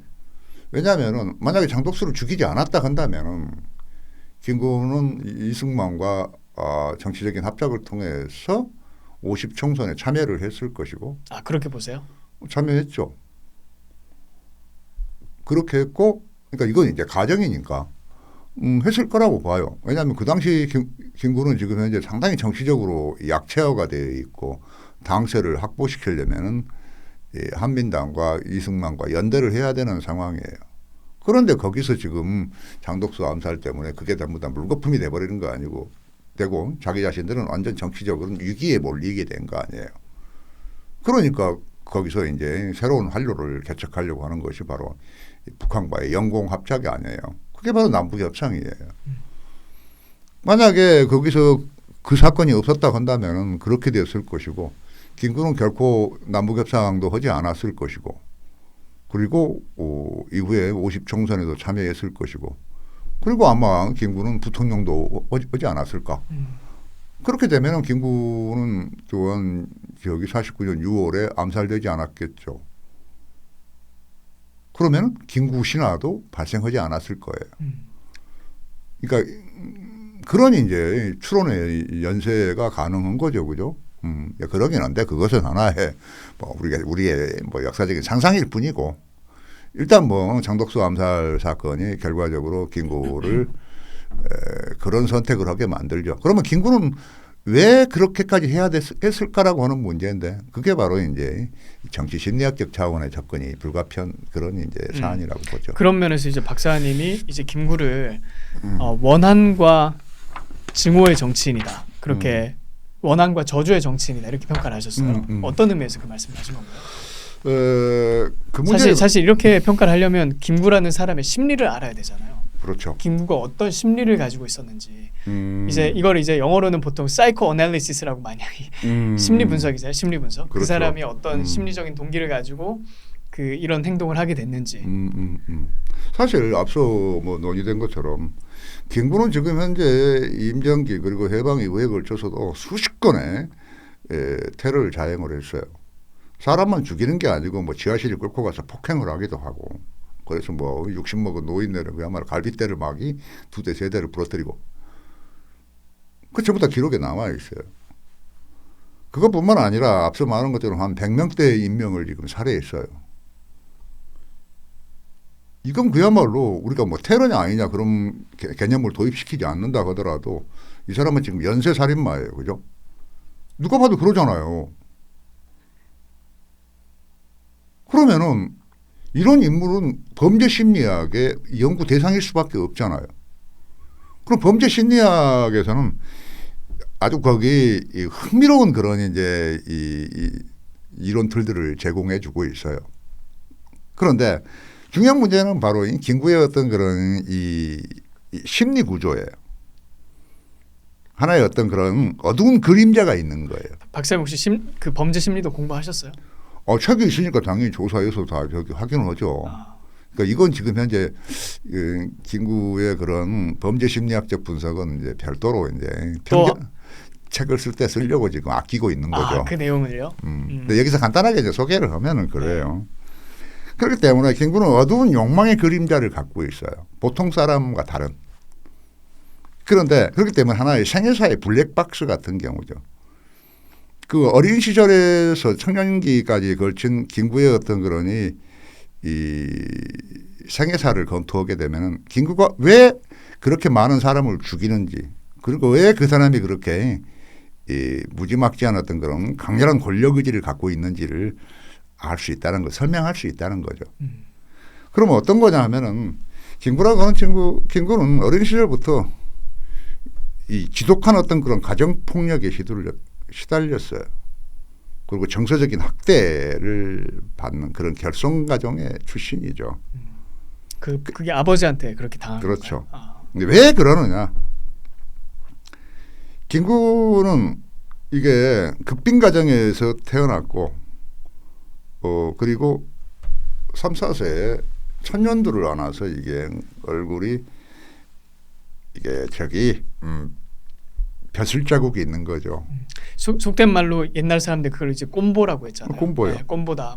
요즘에는 그 표현을 쓰진 않지만. 아니 뭐 꼼보라고 하는 용어는 뭐 저기 사전에 나오는 용어니까. 사전에 나오나요? 사전에 나오죠. 그리고 그 사람은 그 어렸을 때는 상당히 신장이 작았어요. 크지 않았다고요. 그랬고 이 사람은 극빈 가정이다 보니까 14살까지 제대로 된 옷을 입지 못했어요. 생식기를 내놓고 다닌다고요. 그러니까 어떻게 했어요? 친구도 없어. 그 사람 백범일지를 보게 되면 어린 시절 친구, 동네 친구 이야기가 없어요. 그래서 이 사람은 따돌림과 놀림감의 대상이 되는 거죠. 그러면서 마찬가지 이 사람은 유별난 식탐을 가지고 있어요. 그 심리적인 불안, 공포 이런 것들을 먹는 걸로 해소하려고 하는 거예요. 그 어떤 사람은 이제 김구가 백범일지도 밥 많이 먹는 얘기를 하잖아요. 근데 그걸 보고 역시 독립운동 하려면 밥을 많이 먹어야 된다 뭐 이런 식으로. 그 사람도 심리가 이상한 사람이에요. 비정상이라고요. 그래요? 아니 적당히 많이 먹어야지. 이게 무슨 고봉밥 이딴만한 밥을 7, 8그릇을 먹는데 그것이 정상이라고? 그걸 7, 8그릇 먹는다고 나와요? 한 끼를 그렇죠. 그러니까 그거는 진짜 정상적인 만약에 정상이라 말하면 좀 그래. 하여튼 과도한 식성이네요, 진짜로. 그런 거죠. 네, 굉장히 과도한 식성이네요. 지금 문제가 있는 거예요, 지금 심리적으로 이게. 나도 그래서 그런 이야기 하도 내가 어이가 없어가지고 나도 시골에 가서 우리 어머니한테 물어봤어요. 어머니, 고봉밥을 막 6, 7그릇 먹는다는데 그게 가능합니까? 그러니까는 어이가 없어가지고 웃더라고. 어머니께서. 그러면서 글쎄 우리가 옛날에는 한 3그릇, 4그릇까지 내가 먹는 사람을 내가 봤는데 야 어떻게 6, 7그릇 먹냐? 이게 그래요. 그러니까 상식선에서는 좀 이해가 안 된다. 그러니까 이게 비정상이라고 봐야 되는 거죠. 그런 것처럼 그런 이제 이유가 그러다 보니까 그 식탐이 있고 그걸 만족시키려고 하니까 어떻죠? 아버지의 돈을 훔치기도 하고 남의 물건을 훔치기도 하고 또 뭐 엿치기 같은 경우 엿장수가 오게 되면은 엿을 강탈해 먹는 이런 행위들을 계속 반사회적 행위를 하는 거예요. 근데 이런 게 어디 나와요, 박사님? 이런 걸 어디서 구하신 거예요? 백범일지에도 나오고 네. 또 거기 다른 사람들이 또 백범에 대한 책을 쓴 게 또 있어요. 한 48년경에도 있고 또 다른 여러 가지 많은 이제 김구는 되게 흥미로운 그런 사람들한테 이야기거리이기도 했어요. 그러니까 그런 것들을 간단하게 언급한 내용들도 있고. 그걸 이제 박사님이 종합을 하신 거네요. 그렇죠. 내용을. 전부 다 수집을 해서 정리를 하는 거죠. 그렇게 해서 이 김구는 그러다 보니까 아버지한테 학대를 받는 거예요. 폭력을 받는 거예요. 이 묶어놓고 때리는 거예요. 애를 5, 6살 뭐 이제 뭐 4살, 5살 정도 되는 애들. 그러니까 그 당시 막 그 관청에서 고문을 할 때 쓰는 물풀의 채찍으로 애를 두드러 패는 거죠. 그러면 애가 어떻게 될 것 같아요? 엄청난 가슴 속에 분노와 박탈감 그런 게 있겠죠. 그러니까 혹시 이게 박사님 혹시 그 김구 아버지는 왜 김구를 그렇게 팬 거예요? 아니 자기 돈을 훔쳐가고 돈 훔쳐가서 남 애들 뭐 때려 패고 그다음에 뭐 저기 또 남의 물건들을 훔치고 지가 아버지도 골치 아픈 사람이지만 그 양반도 뭐 맨날 1년에 해주 과목을 한 수차례씩 그 양반으로 들락날락하는 사람이고 그래요. 그 집안이 전부 그래. 자기 작은아버지도 그러고 삼촌도 그러고. 야, 뭐 그 이야기까지 확장하면 그런데 그런 것처럼 이렇게 김구라고 하는 사람은 어렸을 적부터 이게 심성의 어떤 그런 알고리즘이 아주 심하게 헝클어져 있는 사람이에요. 그리고 마찬가지 김구는 이 해주 쌍놈 출신이잖아요. 자기가 백범일제 이렇게 써놓고 있어. 어? 저기 이 쌍놈의 어떤 그런 패를 차고 났다라고요. 그러면서 그 백범일지의 전반부는 그 쌍놈됨에 대한 열등감, 사회적인 박탈감, 분노, 오난, 저주로 가득 차 있어요. 그 책을 읽어보게 되면. 그런 이제 경우가 있고 또 학력에 대한 열등감도 있어요. 공부는 상당히 그 어렸을 때부터 그런 서당에 다니고 뭔가 조금 아는 체 하는 걸 그렇게 되게 자랑스럽게 생각을 하는 거예요. 약간 관심이 있었다 이렇게 볼 수는 있겠네요. 배우는데 관심은 좀 있었다. 그렇지, 그렇지. 네. 그러니까 이런 거지 뭐 지금 쌍놈이긴 하지만 상민이잖아요. 그러니까 자기도 저기 과거를 볼 수 있고 과거를 봐서 급제를 하게 되면은 상민 신분으로서도 저기 이 양반이 될 수 있는 여지가 생기는 거잖아. 어떻게 보면은. 그러다 보니까 이제 그런 쌍민됨을 껍질을 벗고자 자기가 그렇게 써놓고 있어요. 쌍놈의 껍질을 벗고자 몸부림쳤다는 거예요. 자기가. 그래서 그 사람은 쌍놈서당 3년을 다녀요. 띄엄띄엄 그것도. 근데 사람들은 그냥 서당이냐 다 똑같은 서당인 줄 알지만 그렇지 않고 양반 서당이 있고 쌍놈 서당이 있고 양반 서당이라고 하는 것은 소위 말하는 경학을 공부해서 진짜 과거를 준비하는 그런 서당이고 쌍놈 서당이라고 하는 것은 그야말로 빌어먹기 장타령이라고 하는 최고라고 하는 것처럼 그런 실용문 짓기 같은 경우들 그런 걸 이제 하는 거예요. 그러니까 이 서당을 다녔다 하지만 자기 자신도 쓰고 있지만 글 몇 줄 짓는 정도 역량밖에는 안 되는 거예요. 그러니까 무식한 인간인 거예요. 그런 것이 그 사람한테는 또 열등감으로 작동하고 있어요. 그렇기 때문에 사람들은 김구가 무슨 뭐 과거 시험에서 무슨 낙방을 했다 막 그런 식의 이야기를 하잖아요. 그 택도 없는 이야기야. 과거를 볼 수 있는 기본적인 학력이 안 되는데 무슨 과거를 보냐 이 말이야. 그리고 무슨 해주에서 무슨 뭐 과거를 봤다라고 하는데 자기가 본 것도 아니야. 전부 거짓말이에요 그게. 그렇기 때문에 김구는 지금 현재 그런 이 쌍놈됨의 어떤 껍질을 벗고자 하는 그런 열망 때문에 그 사람이 동학에 입도하는 것도 그런 이유예요. 통천간을 쓴 유세를 부리는 양반이 되고 싶어서 그래서 동학에 입도로 해서 그 난장판을 만들었던 거죠. 그러니까 해주 일대를 그야말로 해집고 다니는 거 아니에요. 그러면서 팔봉접주라고 이야기를 해요. 팔봉이 뭐냐? 자기가 태어난 뒷산이 바로 팔봉산이에요. 그래서 팔봉접주라고 하는 거예요. 아 자기 자신을 팔봉접주라고 해요?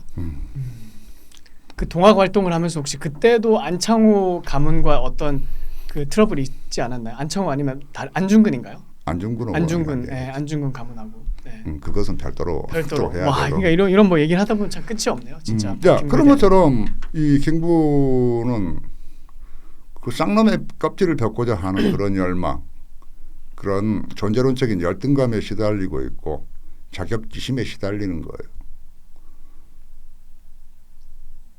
그게 이제 박사님 생각에는 원한과 증오 또는 분노로 표출된다. 그렇게 생각하시는 그렇죠. 거네요. 그러니까 김구라고 하는 인물이 이렇게 많은 사람을 죽이고 암살을 자행하는 그런 하나의 어떤 그런 테러리스트로서 단련되는 하나의 역사적인 인큐베이터가 바로 이 어린 시절에 있는 거예요.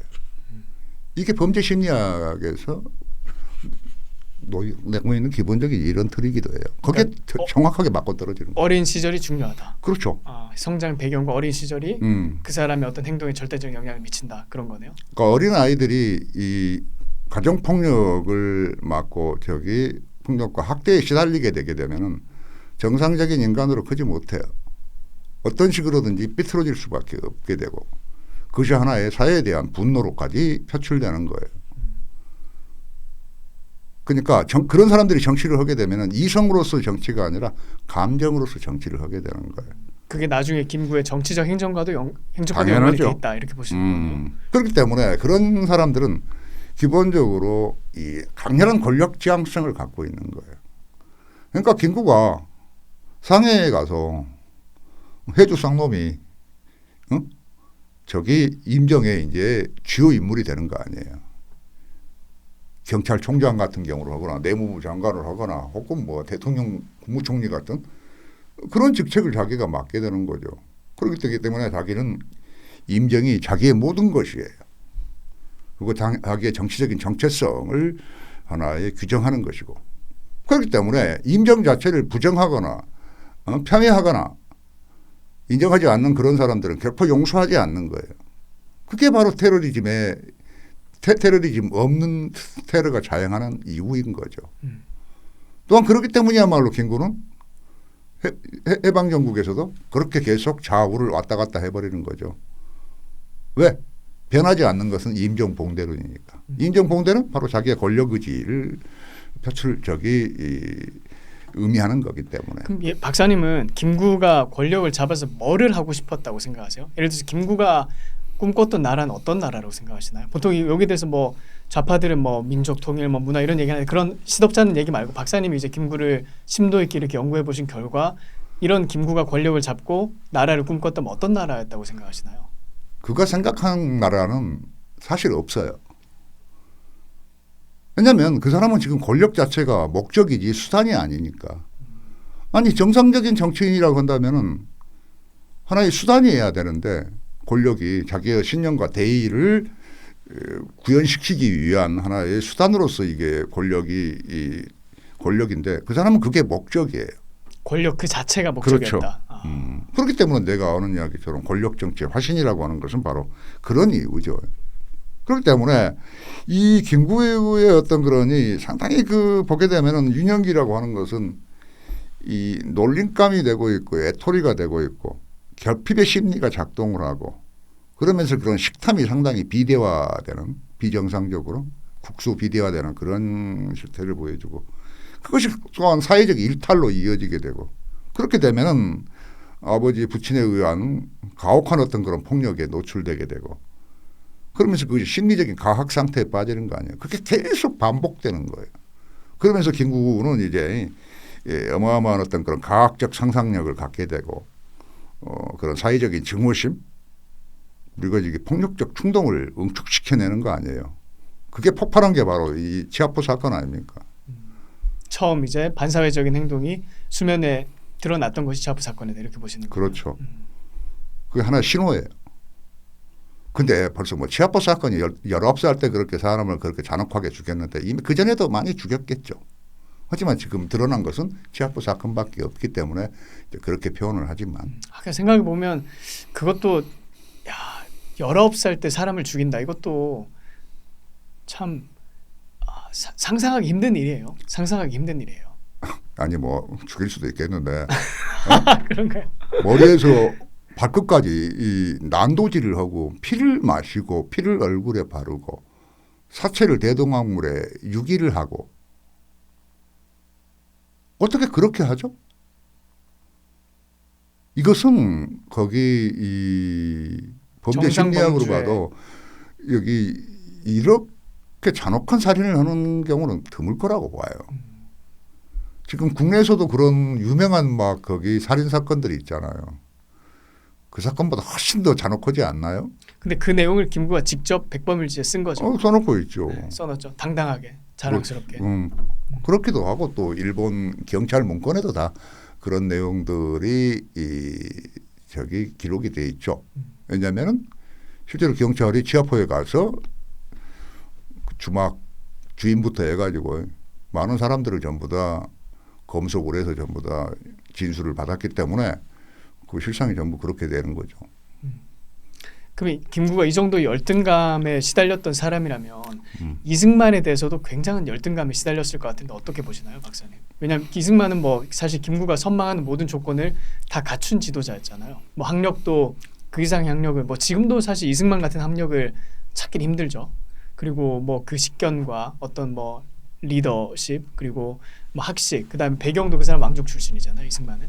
그러면 김구구 입장에서 이승만을 바라봤을 때 어떤 감정을 느꼈을까요? 열등감이야 뭐 논할 여지가 없겠죠. 그래서 지금 현재 그 이승만의 그 미국에 있는 자기 고문이 있죠. 정치 고문. 로버트 올리버 박사. 올리버한테 네. 보낸 편지에는 김구가 나를 죽이려고 한다. 그런 편지가 2통이 지금 발견되고 있어요. 아, 그 얘기를 말을 했었어요. 그렇죠. 그럼 이승만 입장에서도 어떤 살해 위협을 느꼈던 거네요. 그렇죠. 또 프란체스카 여사도 그런 기록을 남겼고. 김구가 우리 이 박사를 죽이려고 한다. 그렇지. 뭐 그런 자기 위협을 남편을 느끼고 지금 있다. 죽이려고 한다. 뭐 공식적으로도 한 3건, 4건 정도의 테러 사건이 있었어요. 그렇기 때문에 이승만은 상당히 초기부터서 벌써 이 경호원들을 도움을 받죠. 한 20명, 30명대. 아마 그런 게 없었으면 이승만은 바로 제거됐을 거예요. 그러면 역사는 전혀 달라지겠죠. 그렇죠. 그때 당시 이승만이 없이는 뭐 지금 대한민국도 없을 테니까요. 네. 그렇기 때문에 이 김구는 이제 그런 어린 시절에 대한 범죄 심리학적인 분석도 중요하지만 또 그 사람의 정치가이기 때문에 그러니까 우리는 맨날 뭐 김구 오게 되면 민족주의자 또 그러잖아요. 민족주의자라고 하는 그런 분석은 개념이 성립하기가 어려워요. 왜냐하면 뭐 이언령 비언령이라고 할까? 학술적인 개념이 되기가 어려운 거예요. 그게. 그런 개념을 도입시키게 되면 소설이 될 수밖에 없어요. 그렇죠. 어떤 그 사람의 철학을 말해주는 건 아니잖아요. 그러니까. 사상과 철학을 설명하는 건 아니니까요. 그러니까 민족주의자 하게 되면 기본적으로 민족의 이익을 앞세우는 사람이라고 그렇게 볼 수 있겠는데 아니 그런 사람이 왜 자기 동족을 한 100명대를 이렇게 죽이냐 이 말이에요. 그것도 뭐 다른 사람도 아닌 뭐 송진우라든가 여운형이라든가 장독수라든가 이걸 어떻게 설명하냐 이 말이에요. 그렇죠. 그 사람은 친일파도 아니잖아요. 네, 그렇기 때문에 그런 민족주의냐니 뭐 민족주의 역사학이니 뭐 그런 식으로는 김구를 분석해서는 안 되고 정치가로서 분석해야 돼요. 그렇지 않습니까? 그 사람은 한독당의 저기 중앙집행위원장이고 정치적으로 상당히 거물로서 활동을 했어요. 그죠? 그렇기 때문에 정치가로 간주하게 되면 정치학적인 방법들을 이용할 수 있겠죠. 그래야만이 과학적 분석이 가능해지고 제대로 된 실증 분석이 가능해진다고요. 그렇지 않으면 민족주의 어쩌고저쩌고 해버리면 그건 완전 소설이 된다고. 그러니까 지금까지 그 김구 연구는 뭐 대충 그냥 쓰레기라고 보면 되는 거죠. 그럴 거 아니에요. 이게 저기 앞뒤를 따져보면은 그런 짓을 해온 거야 지금까지 우리가. 그렇기 때문에 이 김구라고 하는 인물의 이런 테러 활동도 그렇고 이 정치적으로 남북협상 전후 과정에서 보여주고 있는 그런 왔다 갔다 해버리는 그런 움직임들 그런 걸 보고 있느라면 이 사람은 그냥 저기 일반적인 어떤 그런 정치학 툴로서는 다 설명이 안 되죠. 그러면 어떻게? 정치 심리학 분석이 불가피하다는 거죠. 그런데 정치 심리학이라는 건 한국에는 없더라고 그런 과목이.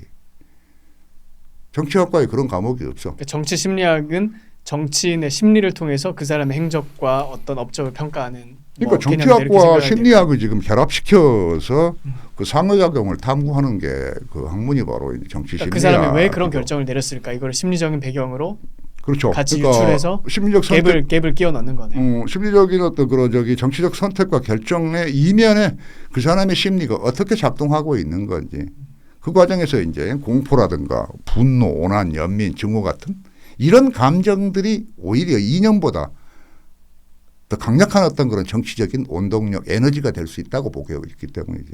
그러니까 이 정치 심리학에서는 주로 이성의 정치를 보고 있는 게 아니라 감정의 정치, 정치의 감정화라고 하는 그런 툴로 분석하는 입장이죠. 그런 게 뭐 스피노자의 뭐 정동이라든가 혹은 니체의 르상트망이라든가 라스웰의 정치적인 인간이라든가 이런 개념들은 아주 김구를 분석하는데 훌륭한 그런 이론들이 되죠. 근데 실제 우리가 어떤 행동을 할 때도 많은 경우는 우리가 인간이 논리에 기반해서 결정을 한다고 보지만 사실 많은 경우에는 논리보다는 감정에 치우쳐서 결정하는 경우가 많잖아요. 그렇지 않나요? 그게 훨씬 더 설득력이 있고 지금 한국 사회를 분석할 때도 그래요. 저 개딸들 하는 행동들 저것이 어떻게 이성적이고 합리적인 그런 정치적인 선택이고 결정이겠습니까? 그러잖아요. 저건 감정으로밖에는 파악할 수 없다는 거죠. 무슨 감정인 것 같으세요? 박사님 보시기에. 개딸들의 감정. 그것도 역시 뭐 오랑과 저주의 정치학이 작동하는 게 아니냐고 봐요. 아 그럴 거 아니에요. 김구가 지금 이랬는데 그 김구의 심리 구조가 결과적으로 그런 열등감, 오난, 결핍 이런 심성이 바로 김구의 어떤 그런 이 심성을 올가매는 평생에 걸친 하나의 숙명의 쇠사슬 같은 거예요. 그 쇠사슬을 끊어내려면 바로 그 권력 의지야말로 그 쇠사슬을 끊어낼 수 있는 그리고 자기 존재를 증명해낼 수 있는 하나의 심리적 보상이고 그 정치적 표출이라는 거죠. 이 정치 심리학으로 분석을 하게 되면 아주 그래서 저는 지금 그동안 누구도 주목하지 않았던 정치 심리학이라고 하는 이론들을 적용을 해서 김구를 설명하니까 아주 잘 설명이 됩니다. 좀 명쾌하게 정리되는 부분이 있다 이렇게 생각하시는 보죠. 거네요. 아. 또 그 논리를 가지고 오늘의 한국 정치 혹은 이재명 정치도 설명할 수 있다는 생각을 하게 되죠. 그런 댓글이 많이 달렸어요. 김구의 실체를 알게 되니까 저 사람 이재명이네? 뭐 이런 이런 댓글을 많이 봤어요. 박사님 영상에 저거 뭐 찌찌잖아. 뭐 이재명이네? 뭐 이런 얘기를 댓글에서 많이 써주셨는데요. 박사님 보시기에 이제 김구 전문가로서 또 현 시점에 우리 뭐 현직 대통령이 이제 이재명이잖아요. 그러니까 김구와 이재명의 어떤 공통점이 있다고 보세요. 어떻게 보시나요? 역시 그 사람의 정치는 이성의 정치가 아닌 감정의 정치죠. 이재명의 정치는 감정의 정치다. 그렇죠. 아니 자기가 그 권력을 쟁탈하는 과정을 보세요. 그렇게 많은 불법을 저지르고 그렇기 때문에 정가 오범에다가 지금 혐의가 10개 넘잖아요. 현재도 지금 재판을 받고 있죠. 그렇죠. 네, 재판이 진행 중이죠. 물론 이제 대통령으로서 이제 뭉개고 있긴 하지만 즉시 그 재판은 재개돼야 합니다. 그런 것처럼 세계 어느 나라의 대통령이 이런 어마어마한 범죄를 갖고 있는 사람이 되는 건 나는 못 봤어요. 이게 정상이 아닌 거죠. 그러면 왜 정상이 아닌가를 우리가 설명을 해야 되죠. 그러면은 이재명 그 자체에 대한 분석도 중요하지만 이재명을 지지하고 있는 그 개딸이라고 하는 이 사람들의 그 심리 구조도 이재명과 일치하겠죠. 또는 뭐 대한민국 좌파들. 그러니까. 그러니까 그 사람들한테 물어봐요. 이재명의 어떤 그런 예를 들어서 그 터무니없는 그런 이 범법 행위와 아주 반윤리적인 행위 등을 이야기하며 해가면서 야, 당신 자식들도 그렇게 키우고 싶냐 그러면 그러고 싶지는 않대. 특별히 그 이재명의 녹음된 통화 내역은 전 국민이 들었잖아요. 뭐 지금 뭐 방송에서 말할 수 없는 그 입에도 담기 힘든 쌍욕을 뭐 퍼붓고 있는 그 영상 뭐 충격을 줬었죠. 근데 그러니까 이제는 사람들이 거기에 대해서 무감각해진 것 같아요. 그렇지 않나요? 아 물론 이제 박사님 말씀 개딸들은 원래 무감각했겠지만 이제 일반 국민들도 그걸 다 알고 나서 다 듣고 나서 저는 이제 대부분 유권자들이 그 영상을 들었다고 생각을 하거든요. 그 내용을. 그래서 이재명이 무슨 뭐 어떤 얘기를 했는지. 그래서 이재명 별명이 온라인에서 찢이잖아요. 찢는다. 그리고 거기서 뭐 찢는다를 표현을 많이 쓰니까 이제 그 사람 별명이 찢이 됐는데 근데 그럼에도 그 사람 대통령이 당선이 됐어요. 네. 그러니까 이런 걸 보면 참 그러니까 이게 한국 사회가 지금 이 사회적 병리를 앓고 있다고 봐요. 비정상적인 어떤 그런 정치 심리를 갖는 사람들이 많다는 거죠. 그러지 않아요? 유권자 중에서 그렇죠. 국민들 중에서 예, 유권자 가운데. 그러니까 뭐냐면은 이 심리 구조는 김구의 심리 구조하고 되게 유사한 구조를 가져요. 예를 들어 이재명이라 하는 사람을 한번 우리가 그 일대기를 검토해 보게 되면 그렇지 않나요? 그게 결코 정상적인 성장 과정이라고 보기 어려워요. 벌써 뭐 손용공 이야기가 나오고 그 아버지가 그 남의 돈을 그야말로 훔쳐가지고 가버리는 뛰어먹어버리는 그런 반사회적 행동. 그러니까 소년공은 자기가 어릴 때부터 학교를 안 가고 공장에 가서 노동을 했다는 거죠. 뭐 일을 했다. 뭐 그런 건가요? 소년공? 뭐 그러는데 소년원을 갔다 뭐 그런 이야기도 있고. 아니 그리고 무슨 자기가 무슨 뭐 검정고시를 해가지고 뭐 고등학교를 나오고 졸업했다. 네. 그런데 또 안동 출신이잖아요. 그러니까 내가 볼 때는 이재명이는 안동에서도 양반가가 아니라 이 쌍놈가 출신인 거예요. 가문 자체가요. 그러니까 안동에서 상당히 손가락질을 당했을 거예요. 어려서부터. 그리고 상당히 가정도 빈하고 그러니까 뭐 정상적인 학교를 못 다니는 거 아니겠어요. 또 상당히 여러 가지 뭐 비리 범법을 저질렀을 거라고 봐요.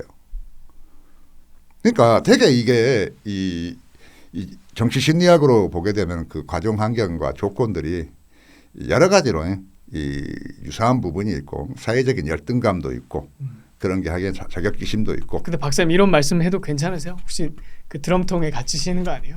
누가? 박사님이 요즘에 그런 얘기가 있잖아요. 이재명 비판하면 드럼통 뭐 이런 얘기. 뭐 내가 뭐 그런 상황이 되게 되면 그렇게 했다고 이야기해 주죠.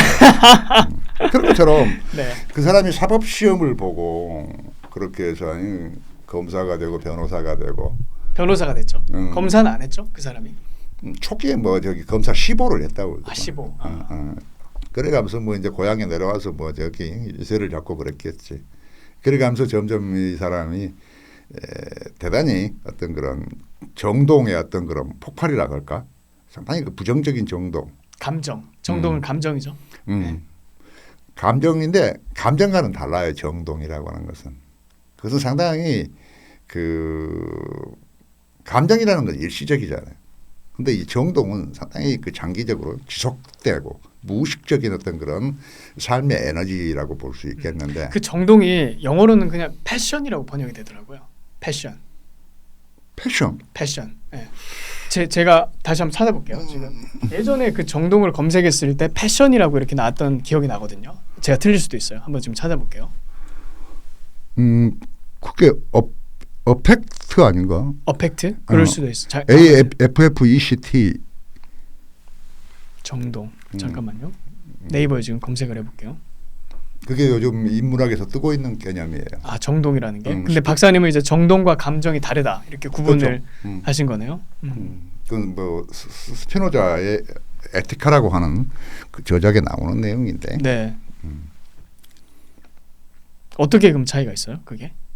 뭐가? 여기 보니까 희노애락과 같이 일시적으로 급격히 일어나는 감정, 진행 중인 사고 과정이 먹게 되거나 신체 변화가 뒤따르는 강렬한 뭐 정서, 뭐 이런 식으로 나오네요. 정동이라는 게. 야, 그건 뭔가 조금 이건 그냥 사전적음이고 박사님 말씀하신 건 이제 좀 정치 철학적인 심리학적인 또 다른 의미가 있다는 거네요. 그렇죠. 그러니까 인간을 어떻게 스피노자는 파악을 하냐면은 자기 보존의 충동에 의해서 행동하는 인간으로 규정을 해요.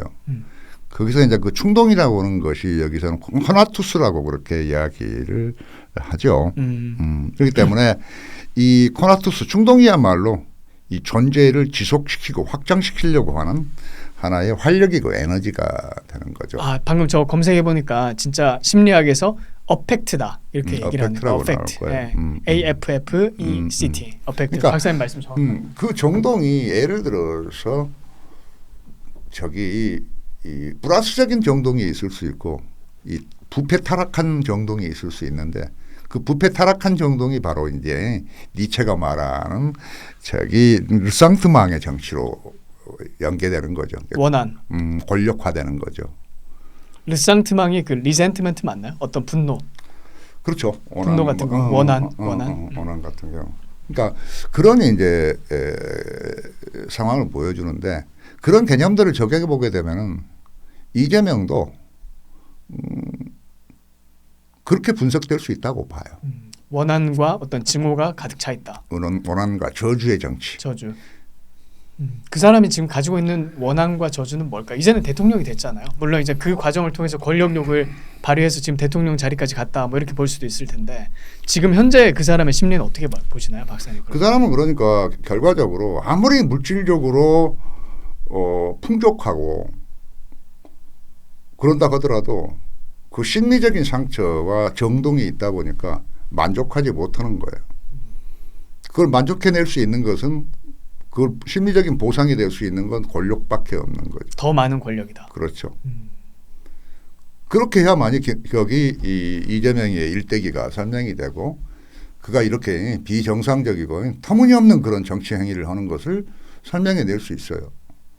또한 마찬가지 이재명이를 설명하게 되면은 그를 지지하고 있는 개딸들의 그 정치 심리도 그렇게 분석이 되는 거예요. 그러니까 개딸이라고 하는 층이라고 하는 사람들도 그러지 않나요? 어떻게 보면 사회 불만과 원한이 많은 사람들. 그렇죠. 네. 학력이라든가 신분이라든가 혹은 예를 들어서 성차별이라든가 지역차별이라든가 피해의식을 갖는 사람들 아니에요. 그러니까 그런 사람들은 아무리 소득 수준이 높아지고 좋아져도 결코 그 현실을 인정하지 않는 거죠. 그러니까 그 사람들은 아무리 환경이 바뀌어도 만족할 줄 모른다. 이렇게도 볼 수 있겠네요. 그렇죠. 만족할 수 없다. 그렇기 때문에 이게 심각한 거죠. 그러면 왜 그럴까라고 하는 그런 이제 문제와 관련 속에서도 이제 여러 층위가 있을 수 있겠는데 사실 그 60년대, 70년대 지금의 한 50대, 40대, 50대, 60대 초반까지 뭐 들어가는 사람들 가운데서는 그런 반상차별 그런 걸 경험한 사람들도 많이 있을 거라고 봐요. 왜냐하면은 자기 아버지가 이게 백정 출신이거나 족보가 없어. 족보를 만들려고 해. 근데 만들 수 없다 보니까 그런 큰 족보를 있는 집에다가 붙이기를 하는 거지. 자기 가문을 갖다 붙이는 거네. 돈을 주고. 그게 엄청난 어떤 그런 열등감을 갖는 거지. 그러니까 사람들은 저 사람들은 붙이기라고 해가면 이제 경멸을 하는 거지. 그런 얘기가 있었어요. 그러면 그 사람들은 참을 수가 없는 거지. 그리고 그건 어떻게 바꿀 수 있는 게 아니잖아요. 자기 어떤 뿌리라는 거. 그러니까 이게 지금 심각하다는 거죠. 그러니까 우리 지금 한국 사회는 그런 사회 병리가 있는 건 아니겠는가? 이 범죄 심리학이 이 정치 심리학으로 이 김구를 검토해보고 김대중도 똑같아요. 조봉암이도 그래요. 조봉암이도 원래 이 서자 출신 아니에요. 충남에서 양반가의 세도가 아주 강한 지역에서 서자로 태어났으면 그야말로 사람 취급 못 받는 거지. 그런 것도 있고 문재인도 보니까 이게 뭔가 선명하지 않지 않아요? 노무현도 그러는 것 같고. 네, 선명하지 않다는 게 뭐 성분이 선명하지 않다는 건가요? 뭐 어떤 의미인가요, 박사님? 그러니까 출생 과정이 불분명하고, 출생 과정이 네. 그리고 그 성장 과정도 불분명하고. 그렇죠. 뭐 어떤 투명한 기록이 없죠. 그 투명한 기록 이렇게 일관성 있는 해설이 없는 것 같아요. 그렇죠. 네. 그런 점도 있고 또 정치적으로도 그 사람이 대통령을 할 때 하는 걸 보고 있노라면은 말이 안 되는 그런 의사결정을 많이 하고 나 그것 때문에 아마 한 10년은 늙었을 것 같은데 나 문재인 때문에 아마 많은 사람들이 스트레스 많이 받았을 거예요. 맞아요. 네. 왜 정상이 아니기 때문에 합리적으로 설명이 안 되는 그런 행위를 하기 때문에 저게 분명히 저렇게 하면 안 되는 건데 왜 저렇게 하는지 그러잖아요. 그건 지금 이성의 정치를 하는 게 아닌 거죠. 감정의 정치를 하고 있는 거지. 바로 그 심리 구조를 우리가 분석해내야 되고 그 분석을 통해서 우리 사회가 어떤 문제를 안고 있는지를 빨리 진단해야 되고 처방을 해야 된다고. 그 박사님 보시기에 사실 뭐 정치인들도 있지만 그 민주 국가에서 어쨌든 그 정치인을 당선시켜서 지도자층에 올려놓는 사람들은 유권자, 우리 국민이잖아요. 그러면 국민이 결국에는 변화돼야지 그에 걸맞는 지도자가 탄생한다 이렇게도 볼 수 있을 텐데 박사님 보시기엔 우리 대한민국에서 변화가 있을 거라고 보시나요? 좀 어떻게 바라보시나요? 한국 사회를. 그러니까 대응책을 우리가 강구해야죠. 그런 사람들을 최소화시키는 방식으로. 그런 사람들이 어느 사회나 있겠지만 그 사람들의 영향력을 최소화시키는 방향으로 가야 된다. 최소화시켜내야 되고 더 건전한 어떤 그런 민주의식, 자유민주주의 의식을 갖는 유권자들을 만들어내기 위해서 우리가 노력해야 되는 거죠. 그렇게 했을 때만이 이 문제를 해결할 수 있지 않겠는가 그렇게 봐요. 야 완전히 없앨 수는 없으니까. 그렇죠. 뭐 어떤 사회든지 그런 어떤 일부 극단 분자들은 어디나 있기 마련이잖아요. 그렇죠. 다만 이제 그 사람들 어떻게 관리하고 그 메인스트림 안에서 어떻게 잘 배제시키느냐 이제 그게 관건이라고 저도 생각을 하는데. 그렇기 때문에 이재명 문제는 지금 우리 사회가 그동안 어떤 문제를 안고 있었던가를 제대로 보여주는 거죠. 그게 폭발해버린 거예요 지금. 그렇기 때문에 앞으로 이제 이 문제를 어떻게 자리 합리적으로 이성적으로 처리할 것인가가 지금 우리 사회가 직면하고 있는 문제가 아닐까 저는 그렇게 봐요. 그러니까 박사님 말씀 정말 중요한 게 이재명을 당선시킨 중요한 원동력 중에 하나는 그 소위 말하는 그 원망과 증오와 저주에 가득 찬 사람들. 근데 그 사람들이 경제적인 발전 가운데서도 예를 들어서 뭐 서울 아파트 값이 올랐다. 그리고 뭐 대한민국 GDP가 올라갔다. 그리고 주변 사람들이 연봉이 많아져가지고 뭐 부자들이 많아지고 있다. 그러니까 대한민국에서 어떤 긍정적인 발전이나 그 진보의 역사가 있잖아요. 근데 거기에 대해서 이재명이 오면 이 모든 문제를 한순간에 땅 하고 해결해 줄까 하는 그런 기대가 있는 것 같더라고요. 이재명이 오면 저 부자들의 땅을 다 뺏어가지고 나눠줄 거야. 뭐 이런 거. 강남 아파트를 뭐 이렇게 한번 혼내줄 거야. 뭐 이런 정서. 그리고 대기업 다니는 사람들이 이렇게 머리 쳐들고 다니지 못하러 한번 딱 이렇게 그 한번 손을 봐줄 거야. 이런 정서가 또 한국 사람들 속에도 많이 있었던 것 같아요. 그러니까. 네. 하지만 그렇게 하는 것이 결과적으로 자신들의 공동체를 스스로 파괴하는 행위라고 하는 것을 그 사람들도 아는 사람도 있지만 모르는 사람도 있겠지. 눈앞에 보이는 것밖에 모르니까. 그런 식으로 상당히 이 사람들이 지금 정상적인 게 아니고 뭔가 심리적인 상처를 갖고 있는 사람들이에요. 정상적인 교육을 받고 자유민주주의 교육을 받아서 커왔다 한다면은 결코 그런 생각을 하지 않을 거예요. 그러지 않아요? 그렇죠. 그렇기 때문에 지금 현재 이 한국 사회는 이 대중 심리에 있어서 건강하지 않다. 건강하지 않은 상황인 거죠. 그럼 박사님이 생각하시는 건강한 대중 심리의 지향점은 어떤 거라고 보시나요? 지향점은 예를 들어 지금 이제 원한과 증오 또 원망의 정치 또는 심리 이거 이제 김구로 대표되는 뭐 이런 심리를 말씀해 주셨는데 그 반대 지점에 있는 어떤 심리는 뭐라고 생각하시나요? 어떤 우리가 지향해야 될 바로서 심리요? 지향해야 된다고 한다면은 역시 이 우리 사회가 가지고 있는 현실을 인정해야 되고 그리고 마찬가지 사회를 더욱더 이 발전시키고 자기만 사는 게 아니라 자기 후세들도 살아야 되는 나라고 뭐 사회이기 때문에 그런 사회를 더욱더 고도화시키고 더 발전시키기 위해서는 어떻게 할 것인가 이런 문제들을 고민할 수 있고 논의할 수 있는 그런 시민들이지 않아요? 지금은 그러지 않지 않습니까? 노란봉투법? 저건 그야말로 한국에서 그야말로 이 기업들을 전부 다 파산시키고 다 쫓아내고 그야말로 우리가 다 거지가 되자는 이야기나 똑같아요. 그건 반사회적인 겁니다. 그런데 그런 법률을 통과시키는 저 경우 이게 뭐냐라는 거죠. 내가 그런 점에서 저기 뭐 그렇게까지 이야기할 수 있는지는 잘 모르겠지만 분명한 것은 우리 사회가 지금 현재 건강하지 않고 사회적 병리를 지금 병을 앓고 있는 거죠.